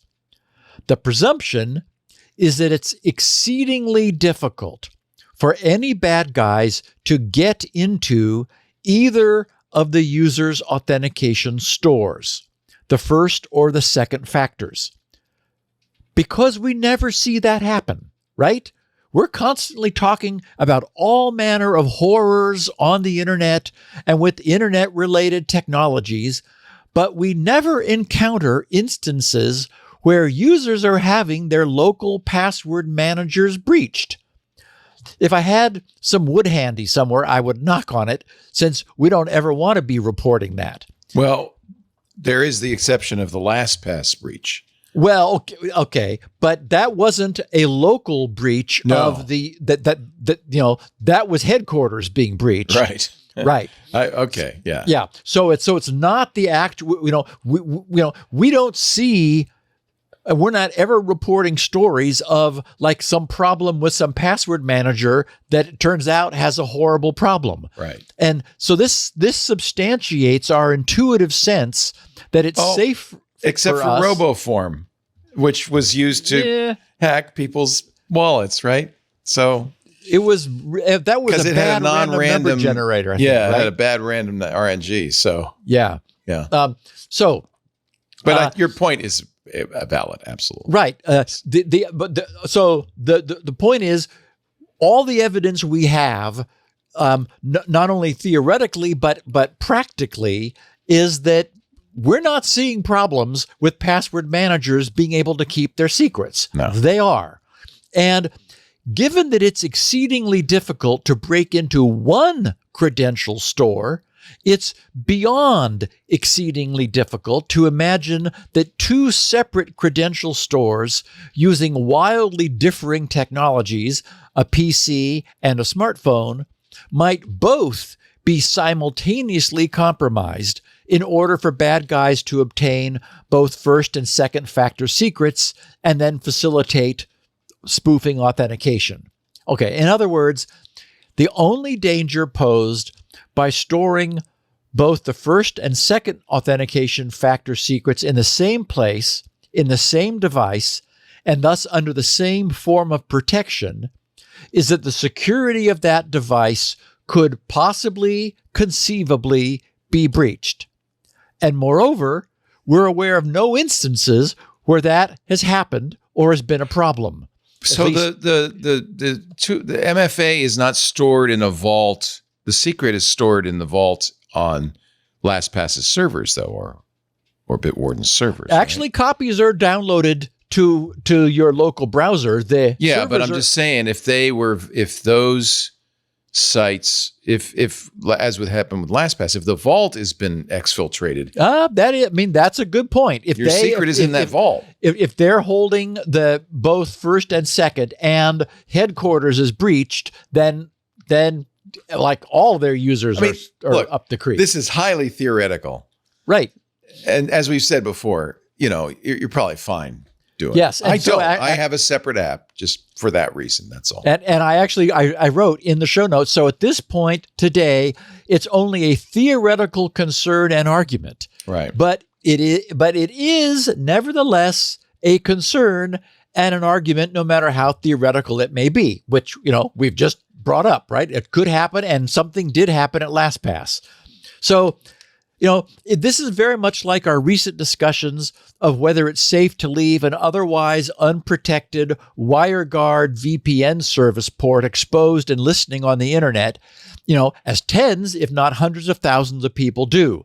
As I said last week, it's very much almost certainly safe. There's every reason to believe that it is safe and no reason to believe that it isn't, right up until the moment that we learn that it wasn't. Right. So, I'm spending so much time on all this because it's an important concept that binds these together. The concept is layered security. The idea of layered security is that no single fault, vulnerability, or compromise in the security of something protecting a system would result in a compromise of that system's security. Another more colloquial term for layered security would be belt and suspenders. I would always put WireGuard, behind some other form of access control, if only so that any failure of either one would not result in a failure of the whole. And the concept of layered security is what gave us multi-factor authentication in the first place, not relying upon any single factor. If one is compromised, the other can be trusted to hold.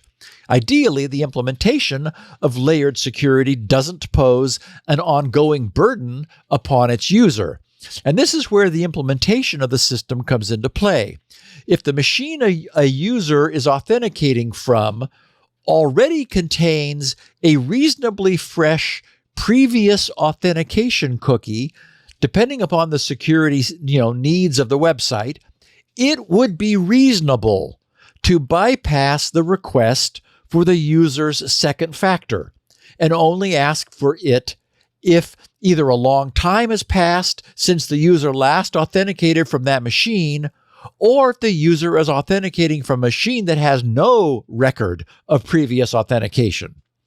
This model continues, the model of doing that, only prompting for a second factor when there's some reason to do so, still strongly protects the user from an online credential stuffing attacker, for example, whose authentication guesses would not carry the second factor bypass cookie, while also reducing the annoyance factor to repeat users of the same machine. So, Jaime, your question was obviously a good one, because it certainly didn't have a short answer. And the answer that it did have is best viewed in the context of the various possible threats that it needs to protect against. Practically speaking, I think a good case could be made for most users to just let their existing password managers painlessly supply their second factor one-time passcodes for them. that provides strong protection against the known online password stuffing style attacks that we know are occurring. And against those attacks, it is providing layered belt and suspenders authentication protection. The fact that it is not also protecting from a theoretical attack that we have no evidence of ever having happened, not being a problem, even though the protection could be provided by moving those second factor secrets to a different device, is almost certainly taking caution too far until it isn't. I keep my second factor tokens in my smartphone. My browser doesn't have them. They're not online. Except in the sense that they are synchronized through iCloud and stored encrypted for the sake of synchronizing.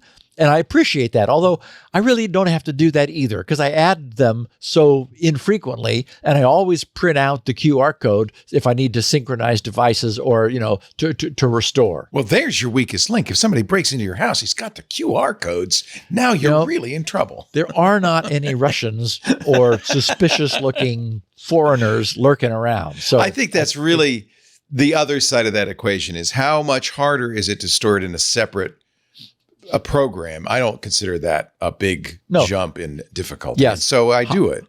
Yes. Jaime is saying his bar is lower. Right. It bugs him having it, man. And maybe he's using some sites that are not well designed. And so they're constantly asking him when he's sitting at the same non-shared PC, it's like, I just gave this to you yesterday. That would be annoying. Yes. Yeah. Yeah. I mean, most of us have static IPs, so the site could encrypt our IP into the cookie so that it can see if there's all these things that could be done where, like properly to properly use a second factor.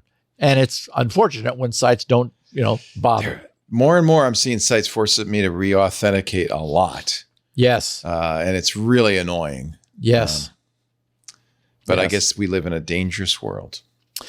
Nur Eden said, Dear Steve, I've been a dedicated listener of Security Now for many years. Your show has expanded my technical understanding and reinforced important values I deeply believe in, particularly that privacy is a fundamental condition for freedom, accountability to the entire internet community, and unwavering reliability. Regarding remote access solutions, while overlay networks like WireGuard and Nebula work well, they lack granular access control and can be complex to set up. Solutions like Cloudflare Tunnel and ngrok provide public-facing interfaces, but I needed something different. I wanted to create a private tunnel from my home Raspberry Pi SSH server to my laptop so I could log in from anywhere. I wanted to connect a cloud web server to a microservice that runs on another cloud. I wanted to link database servers and clients running on different locations. He says, I developed a solution based on SSH tunneling through an external server. Since both ends make outgoing connections, opening ports or modifying firewall settings is unnecessary. I have developed a simple web interface, so connecting two devices is as simple as setting up a Zoom meeting, meaning clicking on a link. After using it successfully for years to connect cloud services and remote control devices, I've made it publicly available at www.puppetpc.com, PUPPET-PC.com. He says, it is currently free to use as I want to see how far this solution can go. Thank you, Nur Eden. I went over to www.puppetpc.com and took a look around. The site looks very clean and new, and I imagine that it will evolve over time. There is not yet any deep technical documentation that I could see, so I know that many of our listeners would need to know why they should trust it. But I'm aware that others won't care that much and may just be content to play with whatever it is. So I'm not vouching for it in any way since I cannot. but I wanted to share this very nice looking creation of one of our listeners to give Nur some attention to his efforts that might be useful to him, and to reiterate how amazed I am by the quality of the people who choose to spend their time listening to this podcast. So thank you for the share, Nur. www.puppetpc.com. Stephen Cedrone wrote, "Hi, Steve. I heard you mention Tor's call for more bridge operators in SN 1003 last week. He said, I wanted to bring to your attention the Snowflake extension / add-on for Firefox, Chrome, Brave, or other Chrome-based browsers. It allows the Tor network to use your computer as a proxy to help people circumvent censorship. And it's as easy as installing a web browser extension / add-on. You can also toggle the settings to allow it to continue running even when the browser is not open. They're good about not slowing down your internet connection, and they hide your IP address while someone is connected through your computer. The Snowflake also changes from purple to green in color if pinned to the toolbar at the top, so you know when someone is currently connected. He said, I want to mention this to you in hopes people might help the Tor network in this way as well, because not everyone has the skill to run a server to run a bridge as I do. Not the easiest to set up in Linux, he notes. He says, read more about it here. And then he gives the URL, snowflake.torproject.org. Okay, so that is very cool. I love that something like this could be so easy to set up and be safe to use. The Tor project folks certainly know what they're doing. And just to explain, this Snowflake, this proxy, serves as a middleman in between nodes.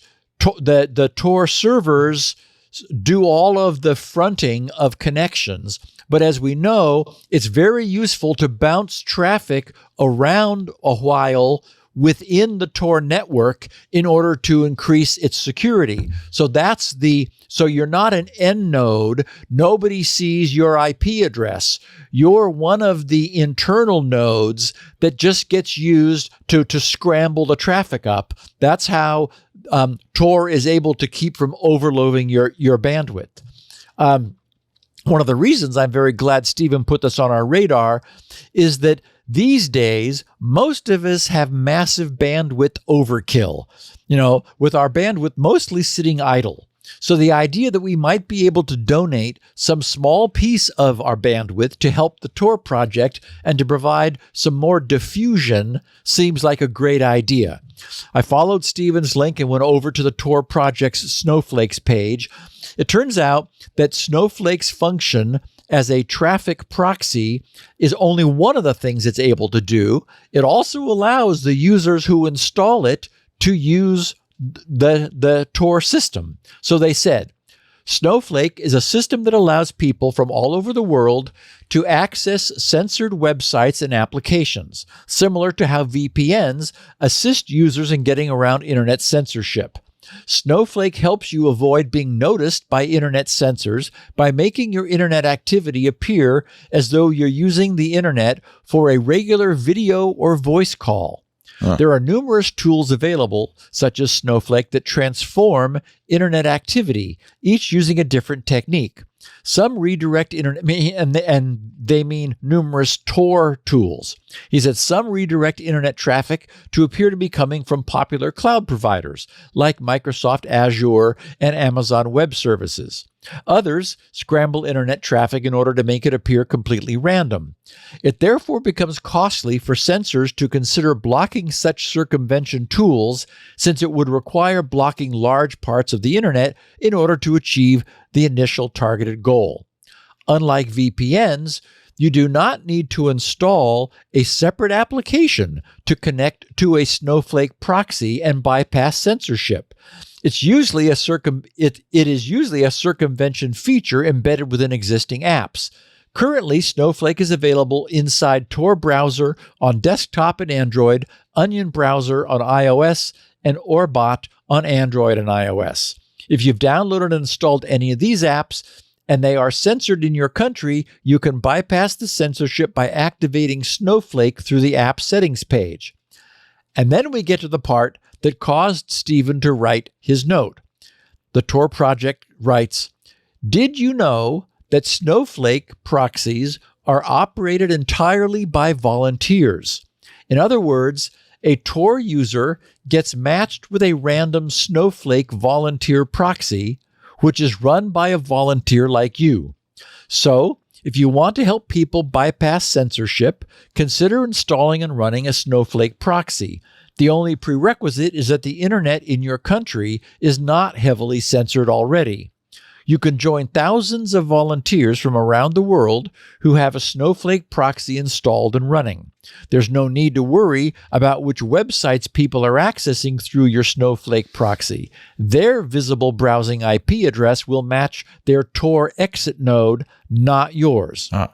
There are various different ways to run a Snowflake proxy, beginner to advanced." And then it said, install the web extension. The web extension is the easiest way to run a Snowflake proxy. Simply install it on Firefox, Chrome, or Edge. Enable the extension and watch the icon turn green when a user connects through your that's proxy.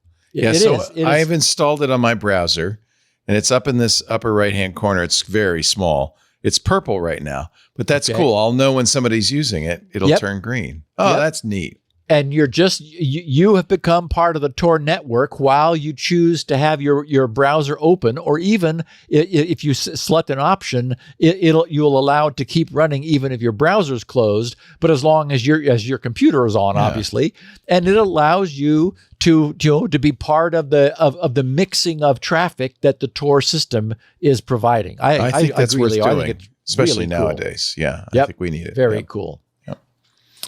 So thank you for bringing the Snowflake to our attention, Stephen. John Robinette has a solution for linking smartphones and PCs. He said, "Hey, Steve, with regard to your wish for a way to easily type something on your PC and send it to your iPhone, I would recommend LocalSend." And he referred to localsend.org. He said the simplest way to describe it is a cross-platform airdrop written in Dart plus Flutter that works on iPhone, Android, Linux, Windows, and Mac. It does require installing an app, but the communication is all local between devices.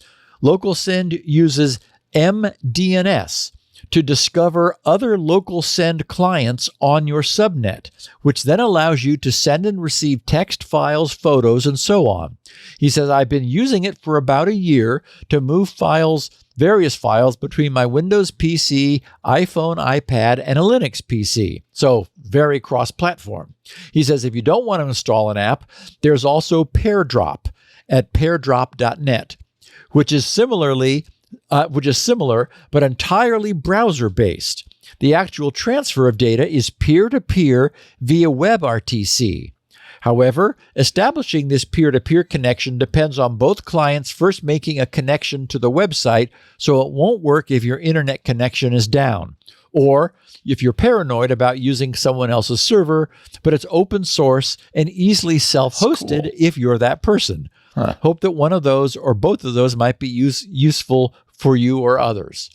And of course, nowadays on a Mac anyway, you have this iPhone access, so you can use this on your Mac. Right. And on PCs, you have it for Android devices. Actually, you can sort of use it with iPhones as well. So, and apparently that is the case. And I actually we're about to get to that. Oh, okay. Sorry. So, no, I like these two apps though. That's really nice. Yeah. They are very, very cross-platform. Yeah. So, Jay Sock said, "Good afternoon, Mr. Gibson." He's being formal. Long time, Mr. first Sock, time. Pleased to meet you. And he says, "Long time, first time. You got me into bug bounty, and I now make a not insignificant amount of income through bug bounty." Interesting. Huh. Yeah.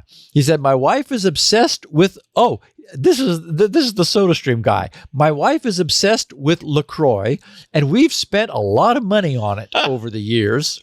He says, this year I'm thinking about getting her a SodaStream-like device. It is the season.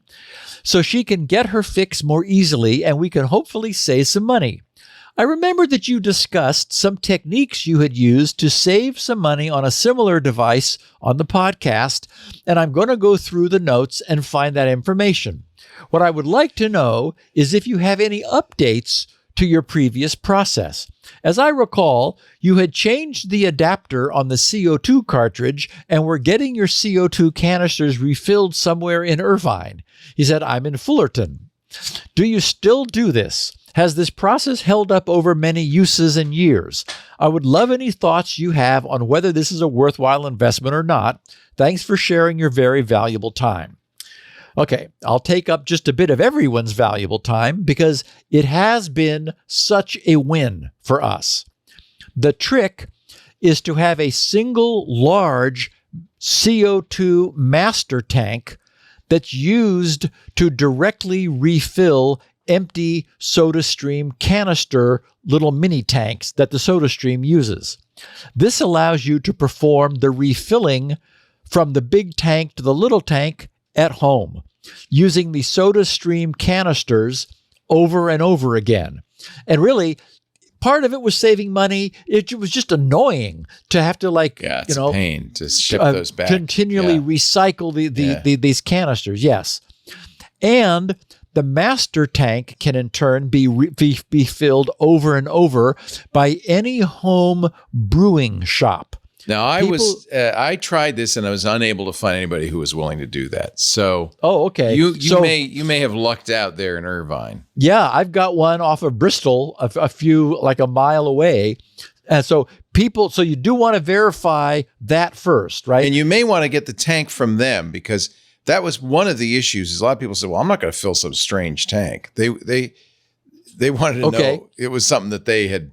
And I imagine that the tank from them is probably no more expensive. Right. Although it does have to be a special tank. So first of all, people who brew their own beer at home use the same tanks and get them refilled. Okay. The first trick is interconnecting the two tanks, and Amazon has plenty of adapters for exactly this purpose. They're typically nicely machined brass adapters that have a valve. One end of the adapter fits the empty SodaStream canisters, and the other end mates with a standard CO2 tank, which is also available from Amazon. I believe mine is a 20-pound tank. I bought one and then palmed it off on Micah, and he didn't want it since we couldn't get it filled. So I think we gave it away. Yeah, I wish I had known. I would have sent it to our correspondent. Yeah, definitely make sure you're able to fill it. They're about $150, so they're not inexpensive. They're not cheap, yeah. But it's light. The 20-pound one was light enough for me to drag and roll from my car to the shop for refilling and back. The only requirement for the tank is that you need to be sure to get one with a so-called siphon tube. The siphon tube extends from the valve on the top all the way down to the bottom, and that's what allows you to fill the empty SodaStream canisters with liquid carbon dioxide taken from the bottom of the tank rather than CO2 gas, which would be taken from the top. And as I said, they're not inexpensive. They're about $150, but it's been worth it for us. And I have not counted the number of times we're able to refill a small canister from the much larger tank, but it's many, many, many times. I think I've only gone to the home brewing place maybe 3 times in total, and they had no problem refilling the tank. Okay. But you might, check certainly first. It makes sense to buy it from them as long as they can provide you with one with a siphon tube, because you do need to have that for sure. Otherwise, you have to turn the thing upside down while you're doing it. That's no fun. You don't want to do that. Okay. Finally, Troy in Montana suggests Intel's Unison. But then there was one other. He said, Steve, longtime listener since day one, if you have an Intel PC, well, we know I have those, you can use their app to connect your iPhone to a PC and get access to sending messages. Not perfect, but a way to do what you hoped. And then he provides a link to, it's intel.com, and it's something that they call Unison. He says, thanks for all you and Leo do to keep us safe. So, okay, I was excited when I read Intel's description. It says, following a simple pairing process between the phone and the PC, you can make or take phone calls from your PC, send or receive text messages using the PC's mouse and keyboard, and view phone notifications on the PC screen. Also, you can seamlessly and bidirectionally share photos, videos, and documents between your phone and PC. The Intel Unison solution fully supports both Android and iOS. And I mean, like, I put a picture of what they have on their website in the show notes. It looks like a full-size desktop version of iMessage on the screen with all the contacts and messages shown. I mean, it looks utterly amazing. But when I drilled down a bit more, I tripped over the following. Quote, the Intel Unison application is available for download on any Windows 11 PC that meets the minimum requirements. As detailed in the App Store descriptions, both laptops and desktops are supported. So for anyone who has already made the move, what was it that the Microsoft guy said, who had transitioned to Windows 11? Yes, that's right. It really looks like more than I could have ever dreamed of. You could actually have, apparently, a functioning messages app sitting on your Windows desktop with your phone nearby on its charger. I already have a need to run a Windows 11 VM since the work on the DNS benchmark, which is what I'm doing now, has turned up some subtle but important differences in Windows 11 handling of some app resizing. So I was planning to get Windows 11 set up under VirtualBox in any event, but if I could load this onto that machine, I might have Windows 11 VM running 24/7. So thank you for that, Troy. And then Heinrich Johnson said, unfortunately not available for Windows 7, but supported in Windows 10 and later. He said, you can check out Phone Link. Should be built into Windows and enabled by default. And there's a link in the show notes, and the URL ends with sync across your devices. And he says, and Heinrich says, you can read and answer texts, see any notifications, and even make phone calls from your computer. It uses Bluetooth underneath to make the magic work. He says, I just switched from Android and was really missing Push Bullet, but this is a pretty solid replacement.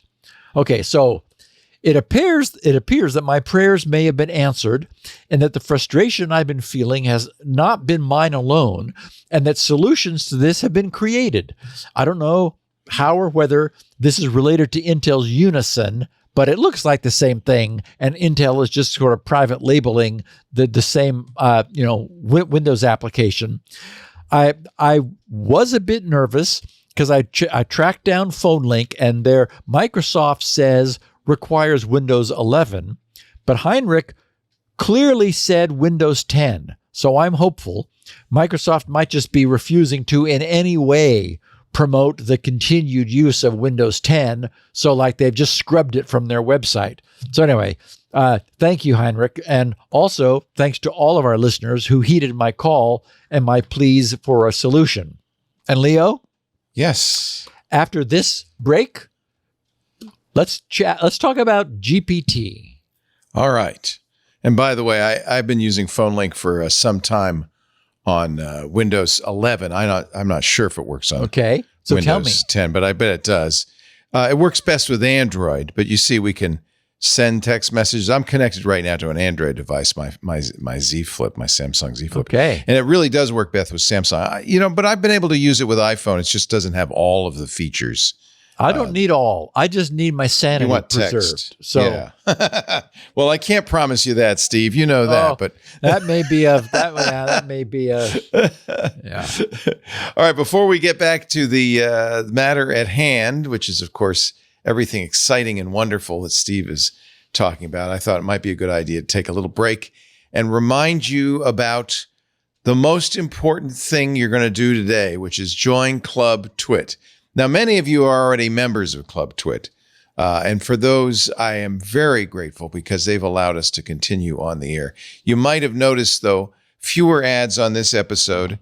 All of our episodes, MacBreak Weekly had no ads. For some reason, I think some uncertainty about the economic future, I don't know, advertisers have really disappeared.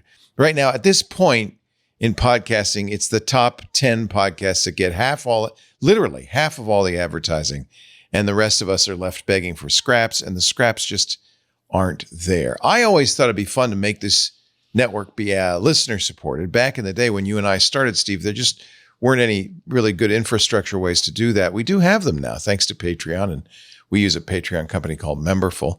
We can do that, and it's still my hope that we could maybe make this entire network supported by you, our listeners. You know what? We could do it. All we would need is about 5% of the audience. That's all to join the club. We wouldn't have to put stuff behind paywalls. We could expand. We could add shows. We could add content. But until we get 5% joining, it ain't going to happen. Right now, it's somewhere less than 2%. Isn't that sad? 1 in 50 people who listen to this show are subscribers. Let's up that. By the end of the year, I want to get 5,000 new subscribers. We almost have to get 5,000 new subscribers to survive into 2025. Help us out. Now, there are benefits. It's only $7 a month, ad-free versions of this show and every show. You wouldn't even hear this pitch for Club Twit. There are other benefits. I mean, there's the Club Twit Discord, which is a great place to hang out and chat about everything geeks are interested in. That's where our Advent of Code group hangs out. There's also, special events and shows that we put on the club. We did an Advent of Code last week. I did live coding. Crazy, huh? For the first, I think, 4 days of Advent of Code. That was a lot of fun. Stacy's Book Club is coming up on the 19th. Also, Micah's Crafting Corner. He's doing a little tiny kitchen or something, little tiny rooms. But you don't have to do that. You can do whatever things you're interested in. It's just kind of a cozy hang. There's also Chris Marquardt's photo review coming up on Thursday. I can go on and on. We do a lot of great stuff in the club. We give you video for shows that are audio only in public, things like that. But the main reason to do it is if you appreciate this show and all the shows we do and you want them to keep going, we need your support. twit.tv/clubtwit. All right, let's get back to security now. Okay, so I'm going to warn our listeners that the introduction here is dense, but it isn't important. It is not actually important to understand every nuance of what I'm going to explain, although some people will find it interesting. So for them, and because this is what happened, I want to, in order to set this up for the conversation that I have, it's important. Okay, so as I mentioned at the top, I had an interesting interaction with the coding version of ChatGPT 4.0, which they call 4.0 with Canvas. And that's while I was working on the update that I'm working on to GRC's DNS benchmark. And as I've mentioned recently, I've been using the coding platform version as sort of a super Google search on steroids. I'm often astonished by the quality of its replies. Something that I don't understand happened over the weekend while I was working on code. But frankly, I don't understand any of this AI stuff. It's all voodoo. And that's the problem, because I'm 100% certain that this is too important for us to not understand. And I have a plan for that, but let me first share what happened. Okay. One of the facilities of Microsoft's macro assembler, which I use to make my assembly code more concise, that is one of the features that I use, and more legible is the assembler's macro facility. I have a macro named, it happens to be named append rich edit, which it takes a string argument. That is, the macro takes a string argument. So in my program code, I would write, for example, append rich edit, and then in quotes, benchmark results. Now, the way assembly language macros work is that when the source code is being assembled, the assembler does what's called macro expansion, which causes it to follow the simple macro script to create additional code from that script. The point is that this is all nicely hidden behind the macro, which just says append rich edit and then a string in quotes, which makes for a more readable program. In the case of my append rich edit macro, which, as I said, takes a string argument, when the code is being assembled, the macro script places that string argument into the program's data section. Then it writes a call to my append rich edit function, passing it a pointer to that string. I could have done the same thing by hand, but this creates a much clearer communication. And one thing I've learned from, 55 years of programming is that coding is all about communication. I mean, almost as much about communicating to me as it is to the computer, which is why my code is, frankly, it's beautiful. I mean, the computer doesn't need it. I've seen people write assembly language where there's a bunch of opcodes down the left-hand margin of the page, and it's like, what is this crap? Mine, it's about communication.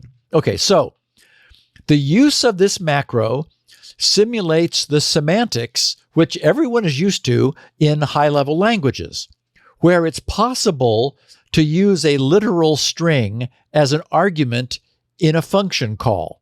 This would be like writing in the basic programming language. You would write print, quote, hi mom, exclamation point, close quote. It's very convenient. But in assembly language, the string hi mom needs to be defined elsewhere in a data section of the program, and then the address of that string is provided to the print function for it to print. So this is very efficient if you might have some repeated use of the string hi mom throughout the program, since all of those repeated instances can all reference that single hi mom data string. But the need to define the string elsewhere in the program, that is from where you're using it, makes the resulting code somewhat less clear. By default, assembly language doesn't offer the high-level language convenience of in-place string declaration and use. So I use a macro to give me the same semantic flexibility. Essentially, it looks like a higher-level language is being used, although it's still low-level underneath. Okay, so I apologize for the long and esoteric, inside baseball explanation, but I wanted to explain the situation surrounding what I was about to ask ChatGPT 4.0 about. What I needed was the ability to optionally add another argument to the macro. If that optional argument was present, it would be provided to the function call, which the macro wrote for me. And if I did not supply that optional argument to the macro would provide a default argument in its place. Now, this is not a feature of MASM. MASM is Microsoft's macro assembler, MASM, that I frequently use. But I knew that MASM allows the specification of both required and optional parameters. What I wasn't sure about was having it supply default values for non-specified parameters.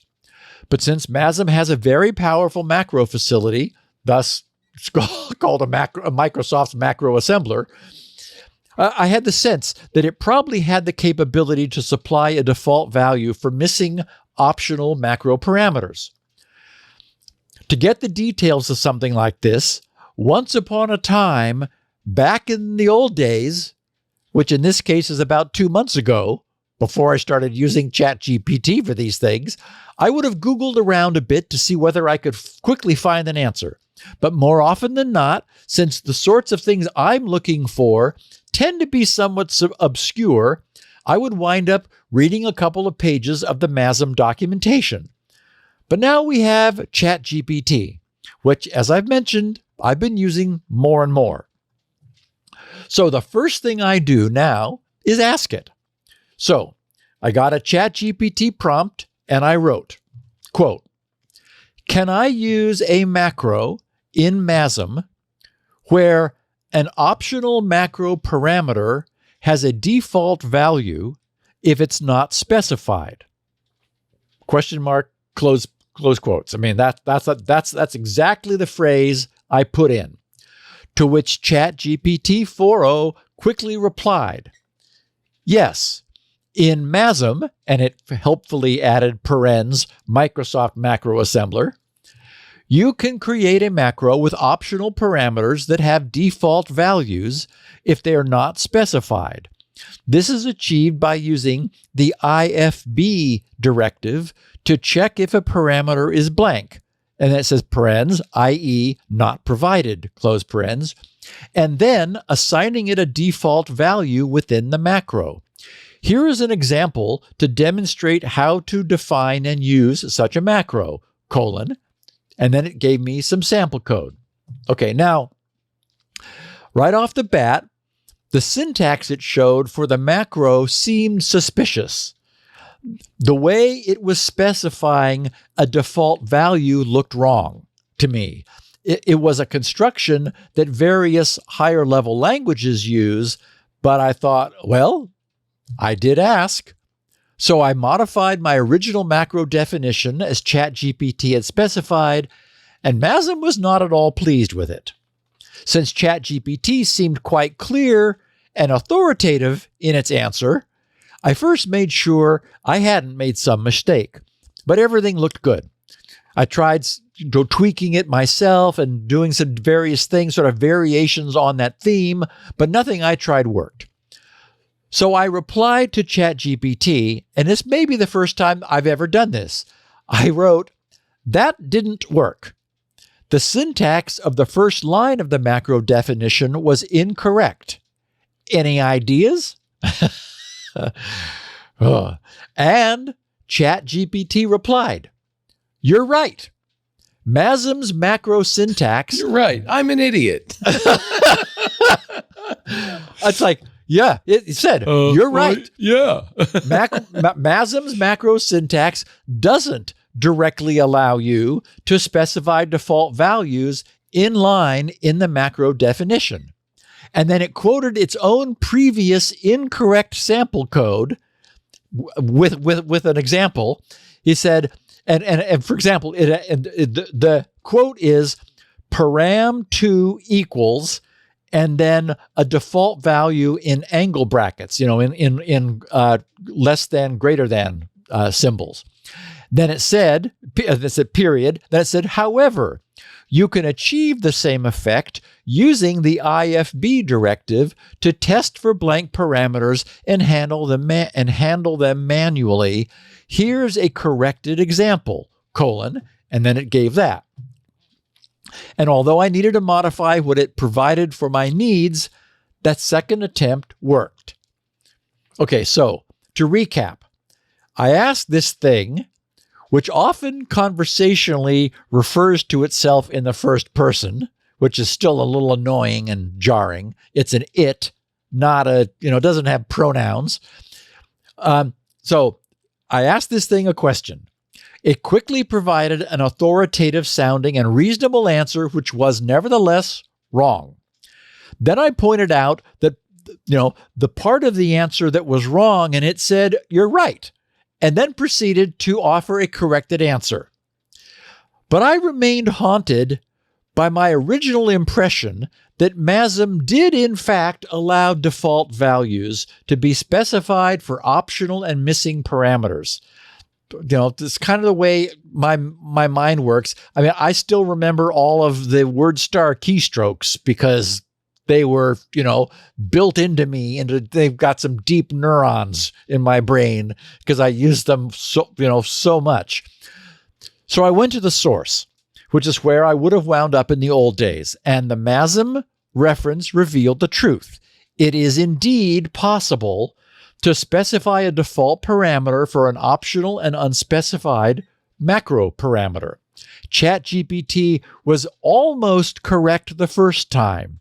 It simply forgot that a colon and an equal sign were needed to separate the parameter and its default value instead of just an equal sign. So it gave me an answer that was initially wrong, but was almost right. When I told it that there was a problem with that answer, it agreed, saying, "You're right. MASM's macro syntax doesn't directly allow you to specify default values inline in the macro definition," which that statement later turned out to be wrong. And it gave me what was effectively a workaround for the feature that it then assumed was missing from MASM. Finally, having found the correct answer to this, I decided to let it know. So I replied, "Following up on this, it turns out that I'm saying I don't know how else to address it. Following up on this, it turns out that your first response was almost correct. The proper syntax for the first line of the macro definition is my macro space param1, param2, colon equals, and then the default value in the angle brackets." I said, the thing that was missing was that colon in front of the equal sign. Okay. And I hit enter. And the damn thing responded, "You're absolutely correct. Thank you for pointing that out. In MASM, the syntax for specifying a default value for a parameter does indeed require the colon equals operator, not just equals. Here's how it should look." And it provided a correct example. Then it provided me a little tutorial with the heading, "Why colon equals works." It wrote to me, "The colon in colon equals is required to differentiate default values from other constructs in MASM. Without the colon, MASM doesn't interpret the equal sign as part of the default value definition. Thanks for catching that nuance!" It makes the macro much more concise and straightforward than relying on IFB. And then it actually gave me a smiley face. Okay, I got bad news for you, though, Steve. Unfortunately, it's not going to remember that. So if you ask it again, it's going to still make the same mistake. And thank God, because you're not allowed to change the training. Can you imagine the garbage exactly that the internet would be filling with? It might remember it locally because it does remember some stuff locally, but you can't teach it because obviously if you could, the end of the world as we know it. It was very polite about the correction. That is a very useful prompt tip that a lot of people have noted is you can say, "No, that's wrong." And it will actually come back to you and often get it right. So it's very interesting. "No, I'm not dead yet." Something like that. I wanted to share this conversational event because I'm still startled. It's amazing by this thing. Yeah. And because and you heard what it apparently said about our picture of the week. It was just like amazing. Yeah. And because I was left staring at the screen wondering, what have we created? The fact that I really have no idea is unnerving. And I know I'm not alone in being unnerved by this. Whatever this is, as I said several weeks ago, I believe it's the biggest and most significant transformative event of our lifetimes. Aliens have not landed in our backyard. We have created them. You know, it's funny you should say that because I have a friend who works in the business, and he said that's a better way to think of it as an alien intelligence. It's just different from ours. Yeah. Yeah. And it seems clear that this is just the tip of the iceberg. Now, I have a picture at the end of the show notes, Leo. I have spent my entire life. This is amazing, by the way. I love this picture. Working to understand the way things work. And I have proof of that. The last page of the show notes has a photo my dad took of me at age 4. At the picnic table in our backyard in Orinda, California. Wow. I needed to understand exactly how electricity worked and why you couldn't just hook up one wire to a light bulb. Oh.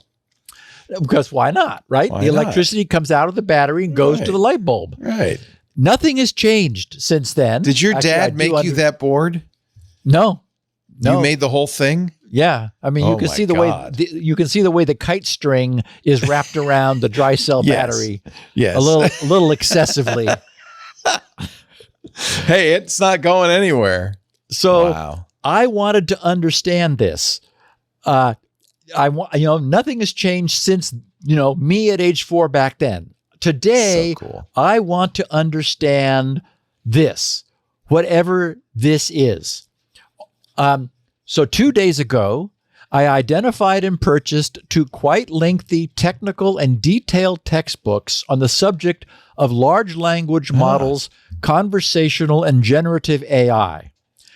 I am blessedly and finally nearing the end of part 1 of Peter Hamilton's seemingly endless 2-part Archimedes Engine novel series. Once I'm finished with that, I'm going to turn my attention to educating myself about AI, and not just for myself.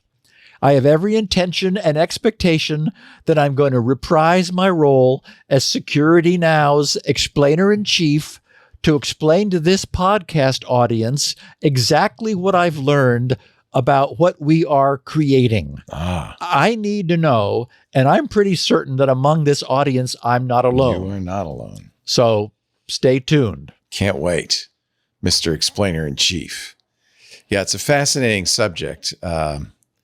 It's just mind-boggling, Leo. I have no idea. I understand how all this other stuff works. I just don't have a clue. Well, to some degree, it's a black box. I mean, you can understand how it's trained, and you can understand roughly how it works. There's I recommend for a shorter version of these longer books, Stephen Wolfram has done a really excellent explainer of how they work, as one would expect. He's done a lot of writing now about AI. He's very interested.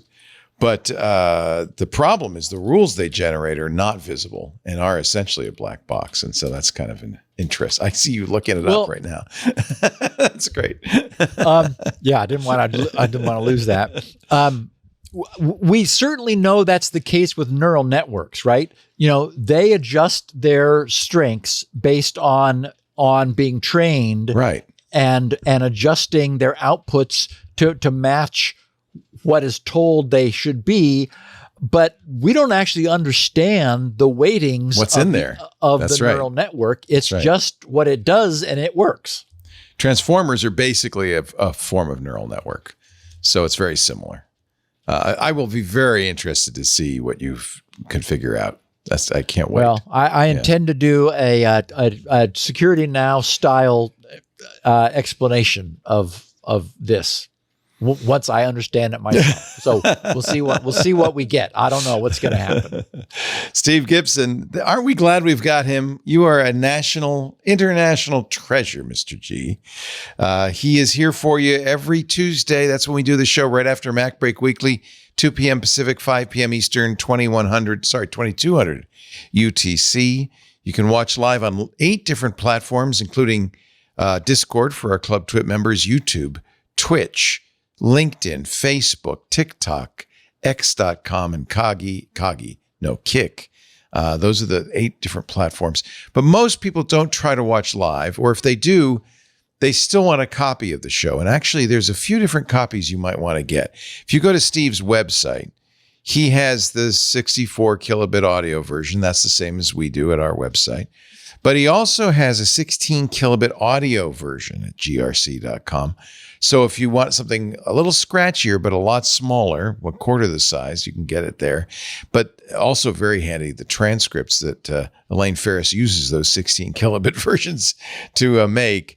That really is helpful to read as you're listening or to use for a search engine. All of that's at grc.com. While you're there, pick up a copy of SpinRite. Steve didn't talk about it today, but you said you had a big announcement. I thought that might be some sort of announcement, but maybe not. Maybe I misunderstood. Anyway, no, I think I was just was the GPT was the announcement. I'm going to learn AI and then share what I know.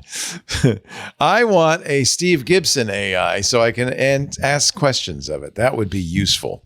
Maybe you'll work on that too. grc.com. Get a copy of SpinRite, world's best mass storage maintenance, performance enhancer, and recovery utility. It really is a great tool for anybody with mass storage. Current version 6.1 just came out.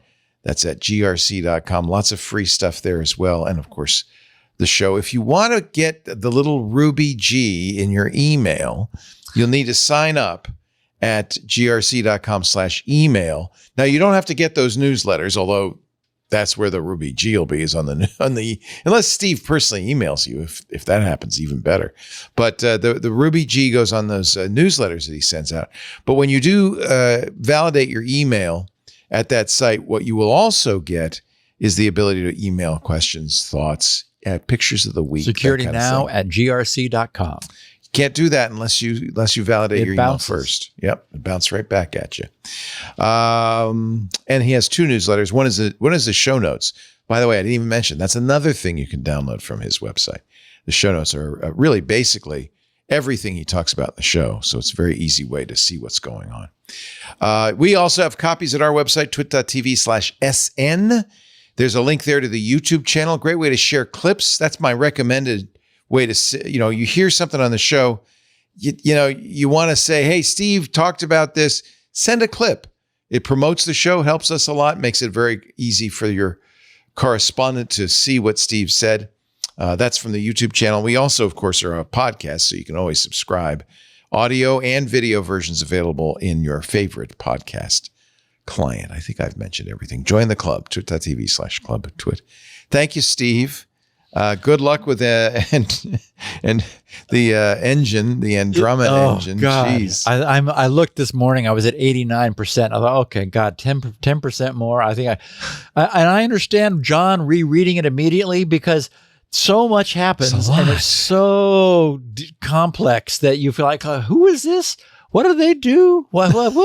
And so I actually opened Apple Notes and started writing stuff down so I could keep track.